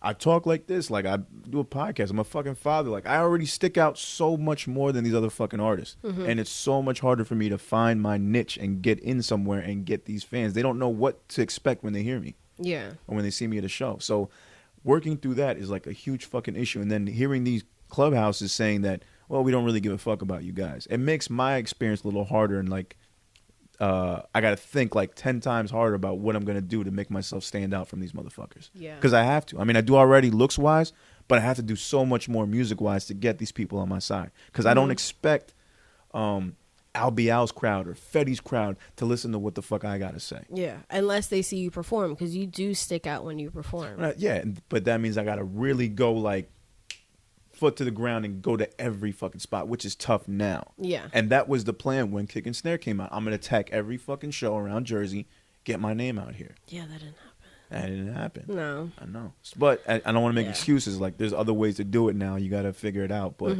that's how I feel nowadays. It's like, yo, where the fuck do I fit in? Where do niggas like me and Guess and other Ron from Yeah. Also, where do we fit? Where do we fit? We are different. Every time we go to a show, we are the different dudes. Yeah. Which I'm a little surprised that Ron hasn't been, not like himself, but like hasn't been accepted into like certain crews yet, or like certain crews haven't tried to like get Ron in, if that makes sense. Because I just feel like Ron just has that energy. Like, why would you not want to know him? Why would you not want to, like, I don't know. I love Ron. Well, me personally, I feel like any other cliques don't know what to do. So the fact that, me and Ron clicked up. It's like if they didn't know you since, like, birth. If right, they don't want to fuck with you. Yeah, if y'all weren't chilling in the fucking maternity ward together, then I don't know. These cliques don't know these other people don't know what to do with Ron. They don't see Ron like we see Ron. Like, we know Ron's talent. We know Ron can sing. Ron can fucking can rap. Ron can harmonize. You see it. Ron brings a special element to his live game. Like, he immerses himself in whatever character he's being. Like, whether he's doing the it shit in Bootin', where he's got the raincoat on and Felly's coming out with the it mask, or whether he's Black Panther at another show.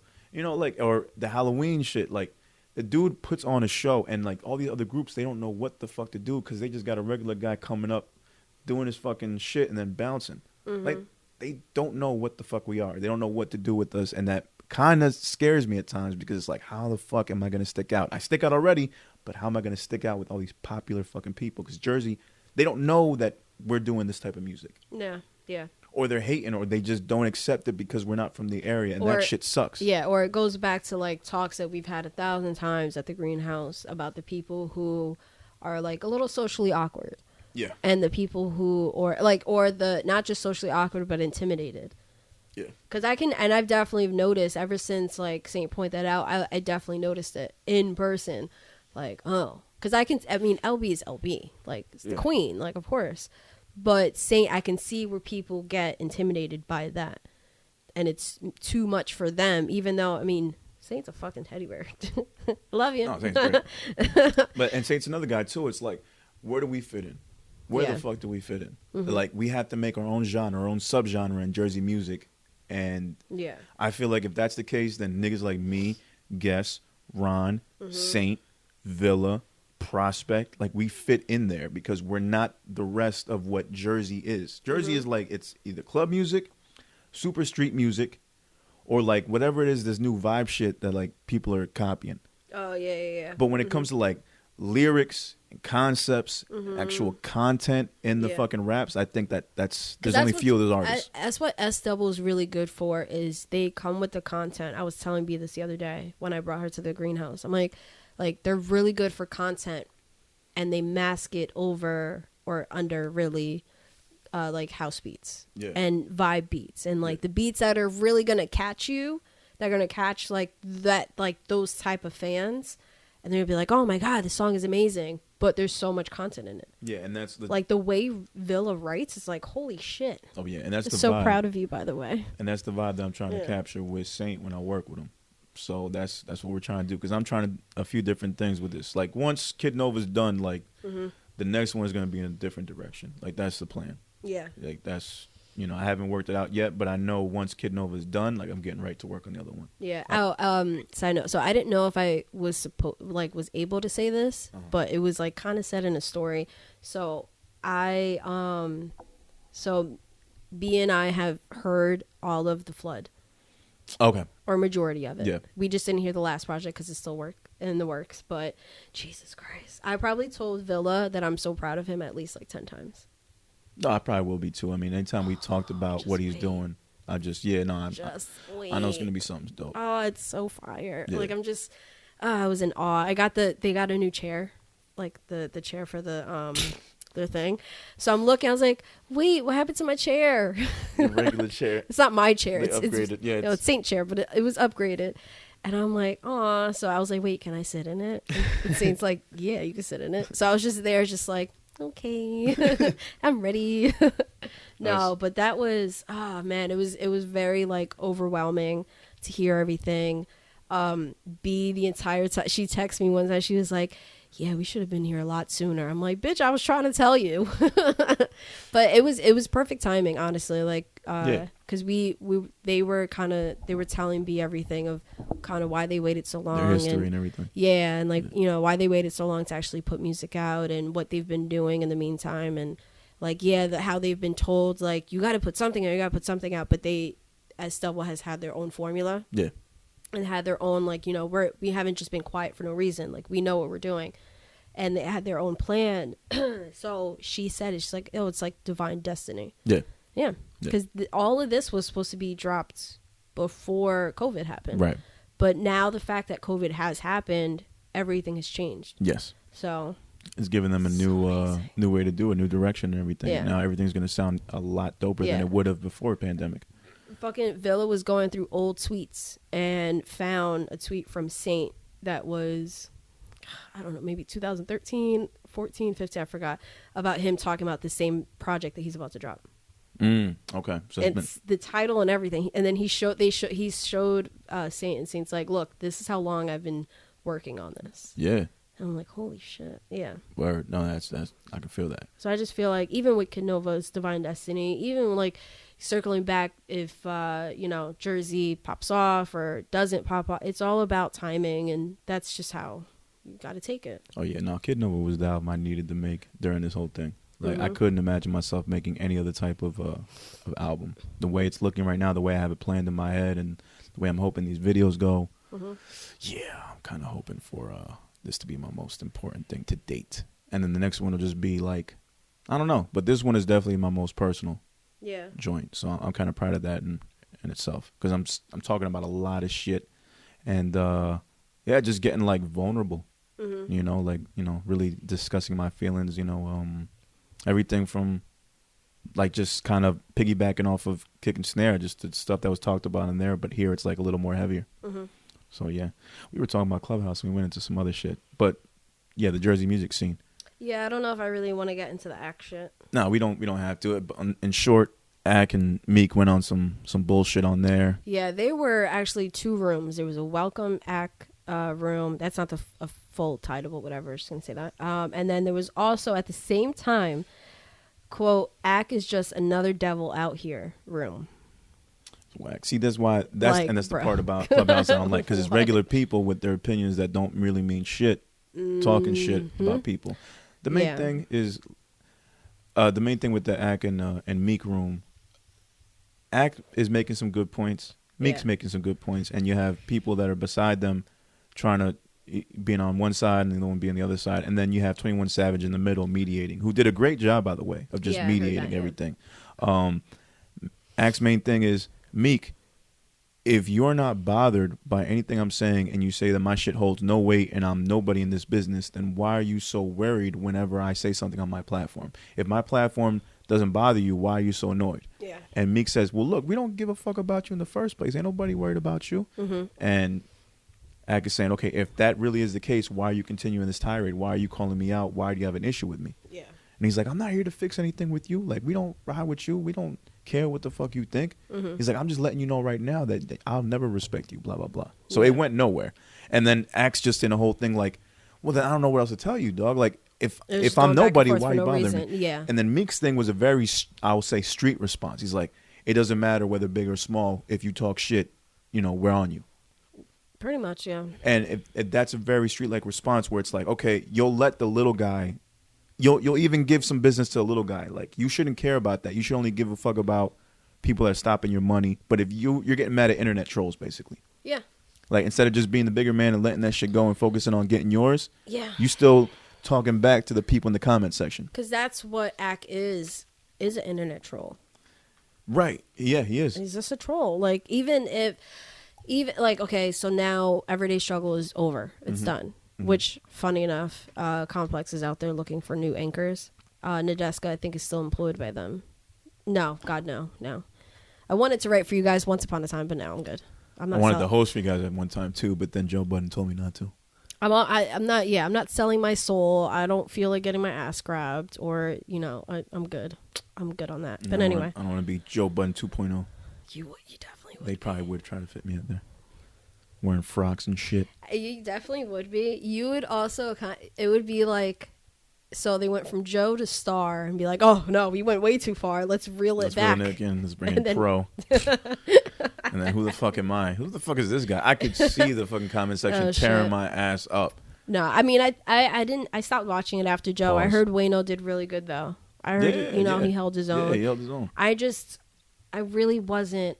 I've never been a fan of Ak, even when I knew him in person. Like, I actually knew him, but like, I just was never a fan. So I just think it's just certain things. It's like if you take away the show, he's just really. I mean, he was a troll on Everyday Struggle too, but he's just a troll. So why feed into it? But this is also somebody. Meek is somebody who still kind of lives by the street code. Yeah. And it's just certain things you can't take away from somebody who has a street code. I get it. Yeah. Believe me, it's hard enough not to beat somebody's ass. It's like that one thing. It's like you shouldn't basically you shouldn't be surprised if someone how someone acts over something that you did. If you disrespected somebody and they go and stab you, it's really your fault for disrespecting them in the first place. Like, see, if you told me this a few months ago, no. No, but it's like you can't be mad at someone's reaction. When you do something to them, when you start it up. But a lot of people, that's the thing is, I mean, with somebody like Ak, like his trolling is out there. Yeah. A lot of trolls you actually really don't even hear from, or you don't. Well, not that you don't hear from, you don't see it. Yeah. But these celebrities are still having to deal with the trolls. But like us regular people, there's so many trolls or like so many comments that it gets buried, so you don't know what they're reacting off of. Yeah. And so fucking Shade Room posts is like, oh, clap back, like But somebody like Ak, where it's not only like his platform is kind of big, I guess. It is, and I think that's what bothered me. But Meek's acting like it doesn't bother him, but I feel like it does. No, it bothers him. It does, yeah. But is it because of the platform or is it because it's just someone bothering him? I think because he feels like, street code wise, if he doesn't do anything about it, and if he acts like it's nothing, then he would get seen some sort of way. Like, are you just going to let him talk shit about you like that? And and he's feeding off other people's opinions. Because in reality, logically, you should just let it go. Yeah. It does you nothing. I mean, you treat him like a mosquito. Just ignore him and they fucking go away. Yeah. I'm still waiting for my mosquito to go away. But I've also been told... That was a bad analogy. Mosquitoes was bad. Yeah. No, it's fine. But, like, I've also been told, like, don't react, blah, blah, blah, which I'm doing. Mm-hmm. But at the same time, I've also gotten, like, why are you not doing anything about it? Like, you've never been like this. Like, like, go to that bitch's house. So, I mean, I get it. Yeah. So, it's, you have, but I just think, especially as for Meek, I'm nobody, but, like, for Meek, who has a platform, he's somebody. You have to act a certain way. So people are clowning him for his reaction in this group. It's like, he's going around in circles. He himself is conflicted. He's like, I have no idea how to act like this. I mean, act with this. Oh yeah. And Ak called him out on that. He's like, bro, you swear you're like, you want to be like this, this preachy guy. You want to say that you're all about the peace, but at the same time you're here threatening me. Mm-hmm. So it's like he's calling him out on his shit. And I think, Meek still hasn't, it's hard to just change right away. I mean, he's definitely learned the error of his ways, but that street shit is still in him. Yeah, it's something that's hard to, especially when you grow up with it and it's been ingrained in you. And, you're always told if somebody disrespects you, then you have to act right away. Yeah, and it's absolutely. Like, how can you act if, especially since all these other charges and all this shit, and then, I guess kind of another topic I was going to get into, but I didn't know full details. Jay-Z's putting out a publishing company, or he just launched it. Yeah. Meek has a book coming out. Or it has a book that's already out, but it's going to be like on Jay-Z's publishing shit.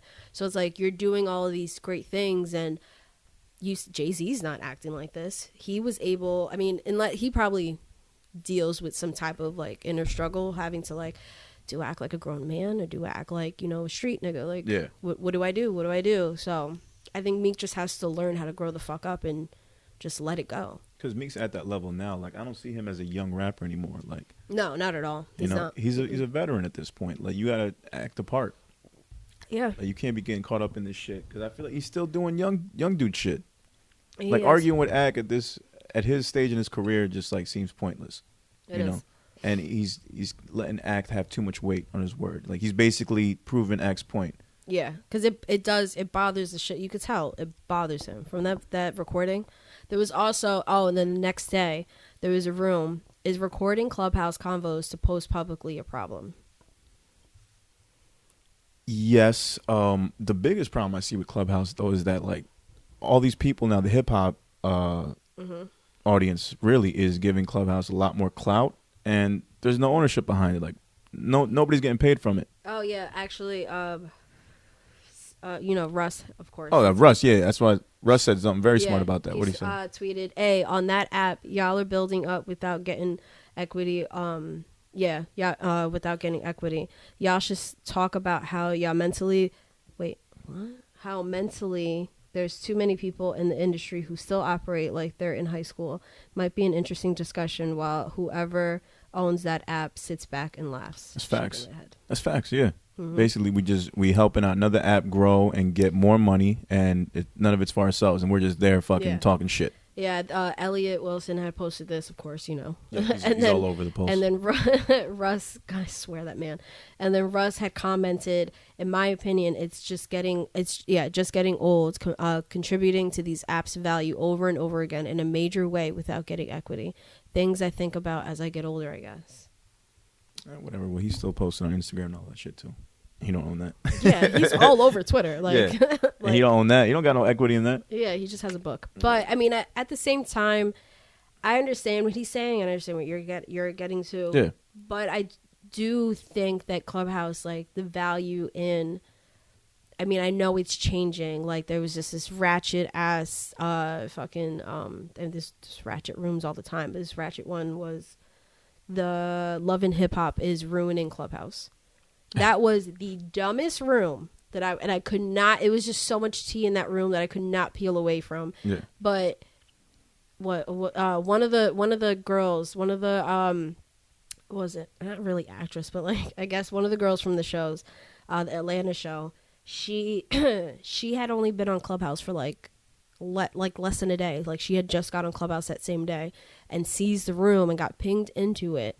And then Joe was just in that room, and Joe's like, he mutes himself and then comes back and he's like, I'm sorry, but like, can we just get to the point? Because I don't want to hear a whole bunch of shit that has nothing to do with me. Yeah. Why is this concerning me?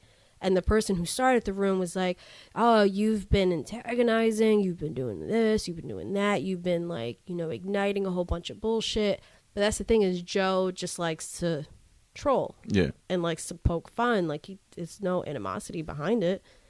And then they were saying how like certain people but like the common denominator between these people were the fact that they were from Love and Hip Hop. Yeah. But the girl that had only been on there for less than 20 hours, she's like, I just don't understand. Like I just got on here, just was brought in, and you have this topic that's way too vague because I wasn't talking shit in any room. I just got on here. This is like the second room I've been in.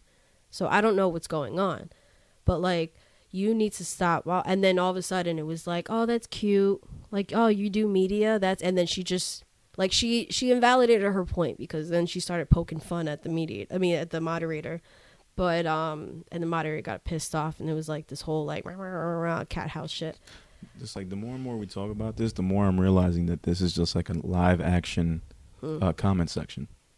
Pretty much. It's nasty. So it's like, but there are really good. There was the blog era. Is the blog era done? And it's when we Nav. Yeah. We finally got to see what Nav looks. Well, now like Nav looks like, but sounds like. Sounds like because I finally because Nav's we're talking about the creator of was it Hip Hop DX, right?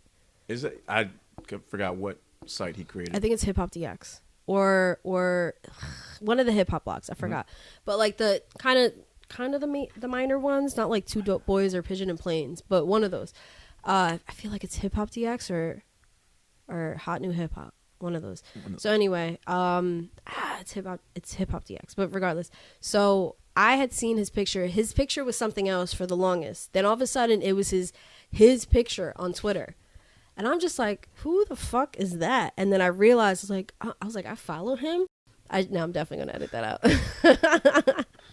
Sorry, I just burped. Anyway, that was a big one too. Couldn't help it. So anyway, so fucking then I oh no, I didn't ping you into that room. You just got in there, right? Yeah. Yeah, to the blog era shit, which I think was really good because then they started talking about from there I started following some people that also followed me back that have been was it the publicist to Immortal Technique was in there talking about how she has some crazy shit happen to her just recently. Right. Those stories I appreciate it when I'm hearing like industry stories and stuff that's beneficial to someone like you and me. But then again, I'll jump into the room where it's like morning tea, or they were doing would you rather questions. Yeah. You know, like they were asking like would you rather burn in hell, or would you rather die by fire or die by freezing? Little shit like that. Freezing. You know, would you rather come early or cry every time you have sex? Cry. Cry? I would rather cry. Rather cry every time? Than come early? Okay. Well, I mean, if I was a guy, then that's just embarrassing to come early. Well, it's also embarrassing to cry every time, too. Yeah, but you're like... But at least you'll last longer. Stamina. Yeah, but you'll be crying the whole time. Oh, you're crying throughout the whole act? Throughout the whole act, yeah. Oh. Yeah. Oh. Or another one, would you rather have shitty sex every time for the rest of your life, or you only have sex one more time, but it's the best sex you'll ever have? Best sex. Instead of the rest of your life all shitty? Yeah, well, I don't want to have fucking But then you'll bad never fuck the sex. rest of your life. Would you really have bad sex? Instead of that one. But like, how bad is it? Like, well, see, that was the point of that room. Awkward sex, or is it? Well, no, that was just bad. But the point of that room was to ask questions that would basically leave you unsure to answer, that you wouldn't know how to answer. Oh, okay. So that's a pretty good one then. Because I wouldn't know how to take it. I wouldn't know. I just got scheduled a room. Welcome, Sade. Oh, no, my bad. It's another. Oh, she's on here. Sorry, it was another Sade. Okay. Not Sade, but like this other artist. And she's actually a Jersey artist too. Yeah, I also regardless, you have to save those next time. Write down those would you rathers. Okay. I didn't even ping me next time. Gotcha. Yeah. So anyway, I got brought into a few rooms actually, like not rooms, but invited into clubs, I guess. Yeah, chat houses. Clubhouse? No, like actual, like I'm a member of like 3 things. Oh, you're doing more than I am on there. A member of, no, like people are just inviting me to them. So I'm a member of some woman one. Let me see. Next big thing, Faces of the Future, which makes no sense actually. But it's NBT is a hub that bridges the gap between emerging talents and the industries surrounding them. A dope little caption. Yep. And then I'm the Alpha Female Fest. That's another one I'm in. Christ. And there's a couple other ones. That's definitely what you need. You do great in there. All the alpha females. I hate women. All the estrogen in that room. Oh, God.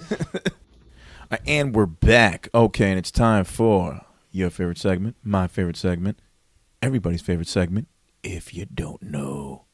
And if you don't know, now you know, nigga. As always, this is where we show you brand new music inside and outside of Jersey that we feel that you need to get in tune with. So, this week, for my selection, it's going to come from my motherfucking boy, my fellow horseman, Mr. GuessMuzik. He put out a single before his newest project comes out on the 21st, Behold the Pale Horse. He put out a single with Ron Solemn, another fellow horseman, and a fellow friend of the show, Yaladysprospect. The song is called Winter Came. It's the single. Love this song basically off the fact that Ron's hook, fell in love in the summer, and then the winter came.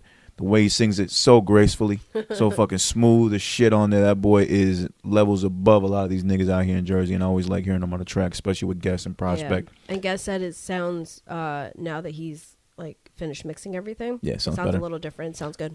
Sounds different from when we heard it at Check It. Well, it was a live performance, so you didn't really get to have the full effect of the song. So when I hear it, either way, it's going to sound crazy. But we're going to play that single right now. It's called When It Came, off of Behold the Pale Horse, coming out on December 21st from GuessMuzik. Let's get into it.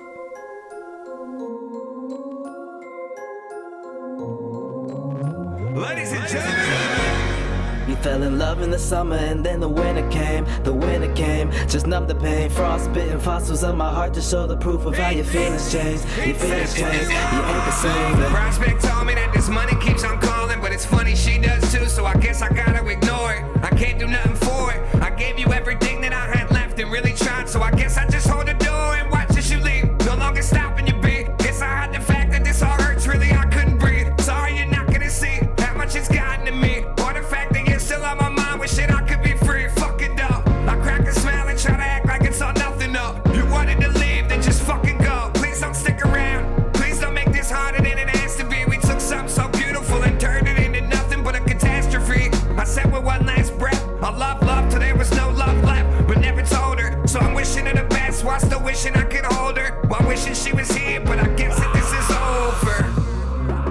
snowflakes are falling. Funny how I couldn't peep the switch up in autumn. This is awkward, how I go from lover to a target. Claim that I'm the worst, but you the one that's really heartless. So yeah, we fell in love in the summer and then the winter came. The winter came, just numb the pain. Frostbitten fossils up my heart to show the proof of how your feelings change. Your feelings change, you ain't the same, yeah. King, it's time I pawned your love. God, I thought you sent an angel. If only a glass ceiling could help us see from my angle. Was all yours, then the summer changed, my number changed. Listening to 444, them angel numbers came. Sick to my stomach, eat your heart out cause them hunger pains. Help me for survival, guess this music's just my hunger games. From gifted bows to bows loaded with arrows. Not even trying to pound, that's on my flesh and my marrow. So dear summer, I know you gon' miss me. Whether you believe it or not, I'm seeing Ripley. I check your temperature, you hot and cold and way too picky. Give me my hoodies back. All right, and that was When It Came, the newest single off of GuessMuzik's new album coming out on December 21st, titled Behold a Pale Horse, featuring motherfucking Ron Solemn, motherfucking Yaladysprospect on the track. That was Ron on the hook, Prospect on the second verse, and of course Guess on the first verse. Again, coming 12/21, December 21st, Behold a Pale Horse. Horseman in this bitch, you know what I mean? Sade, who you got, buddy? All right, so honestly didn't know that me and this guy follow each other, Shah Leezy, but Shah I don't. Leezy. I'm trying to remember if I met him before or we follow the same people. Maybe that's why. Yeah, mutual friends, probably. Yeah, because he doesn't look familiar, but he's pretty fire though. So this is off a project, the Iron Sheik tape, that's coming out tomorrow, which would be today. It's the 19th. Yeah. And it's the main event. And let me just start playing it. Long as operas, hut 1, hut 2, never the vision of mine. That's the only time I'm falling in line. Give it some time when you alive, full credit denied. That's the tragedy when you walk around with a limitless mind. Conscious confidence, built a continent. I play a little team with my regime. Ain't no Jenga when I topple it. Governed without the politics, metropolis. Stars align, prophesize. It was written, had to Nostradamus it. The odds are stacked against me. Tell me, are you backing with me? Cause these days, my day ones, they acting iffy. My day twos, they paid dues, they spark and lift me. I made moves, these legend shoes, they seem to fit me. Well, if the shoe size fits, get an outfit to match. It's two sides, suicide if you ain't picking my pack. See, when the smoke clears, Shah Tower over the Eiffel. It's the king of the Middle East, the rest of y'all just disciples. I had to hold us down, I had to win us the title. Simon Cowell's talk foul when you America's idol. Beans, rice, and lamb. All right, that was the main event project, the Iron Sheik tape that will be dropping tomorrow, or it has already dropped by the time you're listening to this.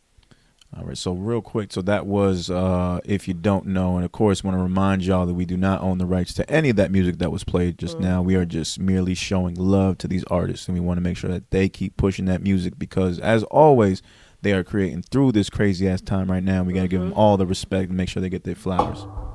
So shout out to GuessMuzik, shout out to Shah Leezy, shout out to Yaladysprospect, shout out to Ron Solemn, this week's alums for If You Don't Know. Play that thing one more time. And if you don't know, now you know, nigga. Yes, sir. Now, aside from that, we did get into some quick music. We're not going to talk too much about it, but let me just say that Jack Harlow album, dope. That Cudi album, so we're going to talk more in tune to that. yeah. Or we'll switch off. So I'm going to listen to Cudi this week. And then I'll listen to Jack. And listen to Jack Harlow. I think fucking Jack Harlow's like a 30. It was the amount of time it took me to get from my house to here. It was a quick album. Yeah. Cudi's that's like 3 trips. We might listen to that. I might have to listen to that on Sunday.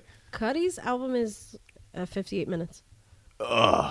It's crazy, right? Just saying a 58-minute album is too much. Yeah, it's not that bad, though. It's a lot when you got a phone. When you hear it on your phone, I get interrupted. Oh, I did it when I went, out for a jog. See, that's what I need to do. Yeah, but it was weird because there were certain things, in the middle of, my walk, jog shit, I stop. I just go in the garage, and I'll just do, if I feel like my energy is dying out, then I'll just do some squats or some gotcha. HIIT workout and shit. And then I'll go back out. So there was a song that had me okay, I'm vibing to it, loved it.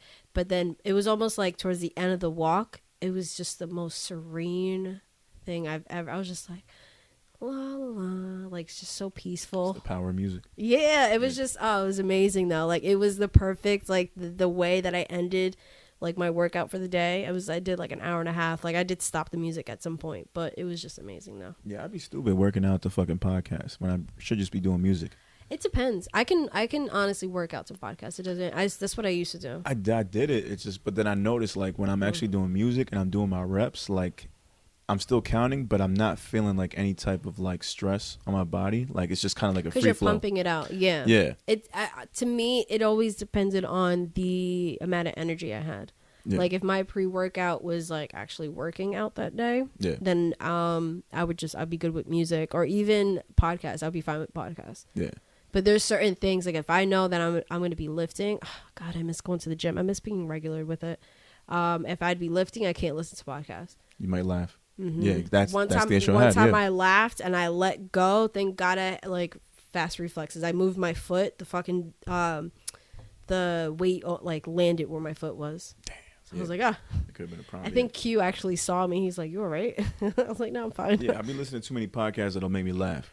Yeah. And not informational ones. I like to chill and laugh during podcasts. But like if that's an issue. Cardio, I would prefer cardio with I could do cardio with podcasts. Cardio with podcasts are fine. I feel like I'd have to do music with cardio because I'd have to like last longer. It'll help me give that extra push. Sometimes, yeah. Yeah. I know what you how mean. I feel. Yeah. That's Because cardio, I usually start with it, and then I would switch to music because I'd be so tired after cardio to get to the weights and shit. That I'd be like, I can't do this. So, yeah. All right. Well, we're going to get into it. So we got a busy-ass week ahead of us. Mm-hmm. Wish us luck, please, if you're hearing this right now, because we got a lot going on. Yeah. We got stuff to prepare. We got a fucking album to get fucking finished and promote and make look all nice and all that good stuff. Yep. To start this new year off right. That and trailer, though, I'm so proud that trailer, of myself. man. 10 seconds of a motherfucking trailer and just blew my mind. I've seen that 100 times already. So proud of you. I love it. You're fucking awesome. You're great. Fire. All right, so we should cut it right there, though. Yeah. On a good note, since you did so great. Yeah. All right, so Lyrical Fix Pod, you already know what the fuck it is, episode 67. Make sure to check us out on Anchor, Audio Mac, Apple, Spotify, YouTube. Make sure to like, rate, comment, subscribe. Give us those 5-star ratings. Keep us hot out on these podcast streets. Don't worry when they're shooting at you because we got our bulletproof vests on. Oh, also check out the If You Don't Know playlist on Apple, Spotify, SoundCloud, and that's it. Okay. Oh, awesome. And that's YouTube. what it is. That's right. Also bulletproof. Also very bulletproof. Yeah. Or if you don't know, it's very bulletproof. We're the bulletproof hosts. Yes, we are. Kid Pro. And the Tenacious Sade. Ooh, I like that. Right? Tenacious'De. Ooh! That's the episode, right? That's the title. Tenacious'De. All right, man. Episode 67. We'll catch y'all next week. Peace, peace. Peace.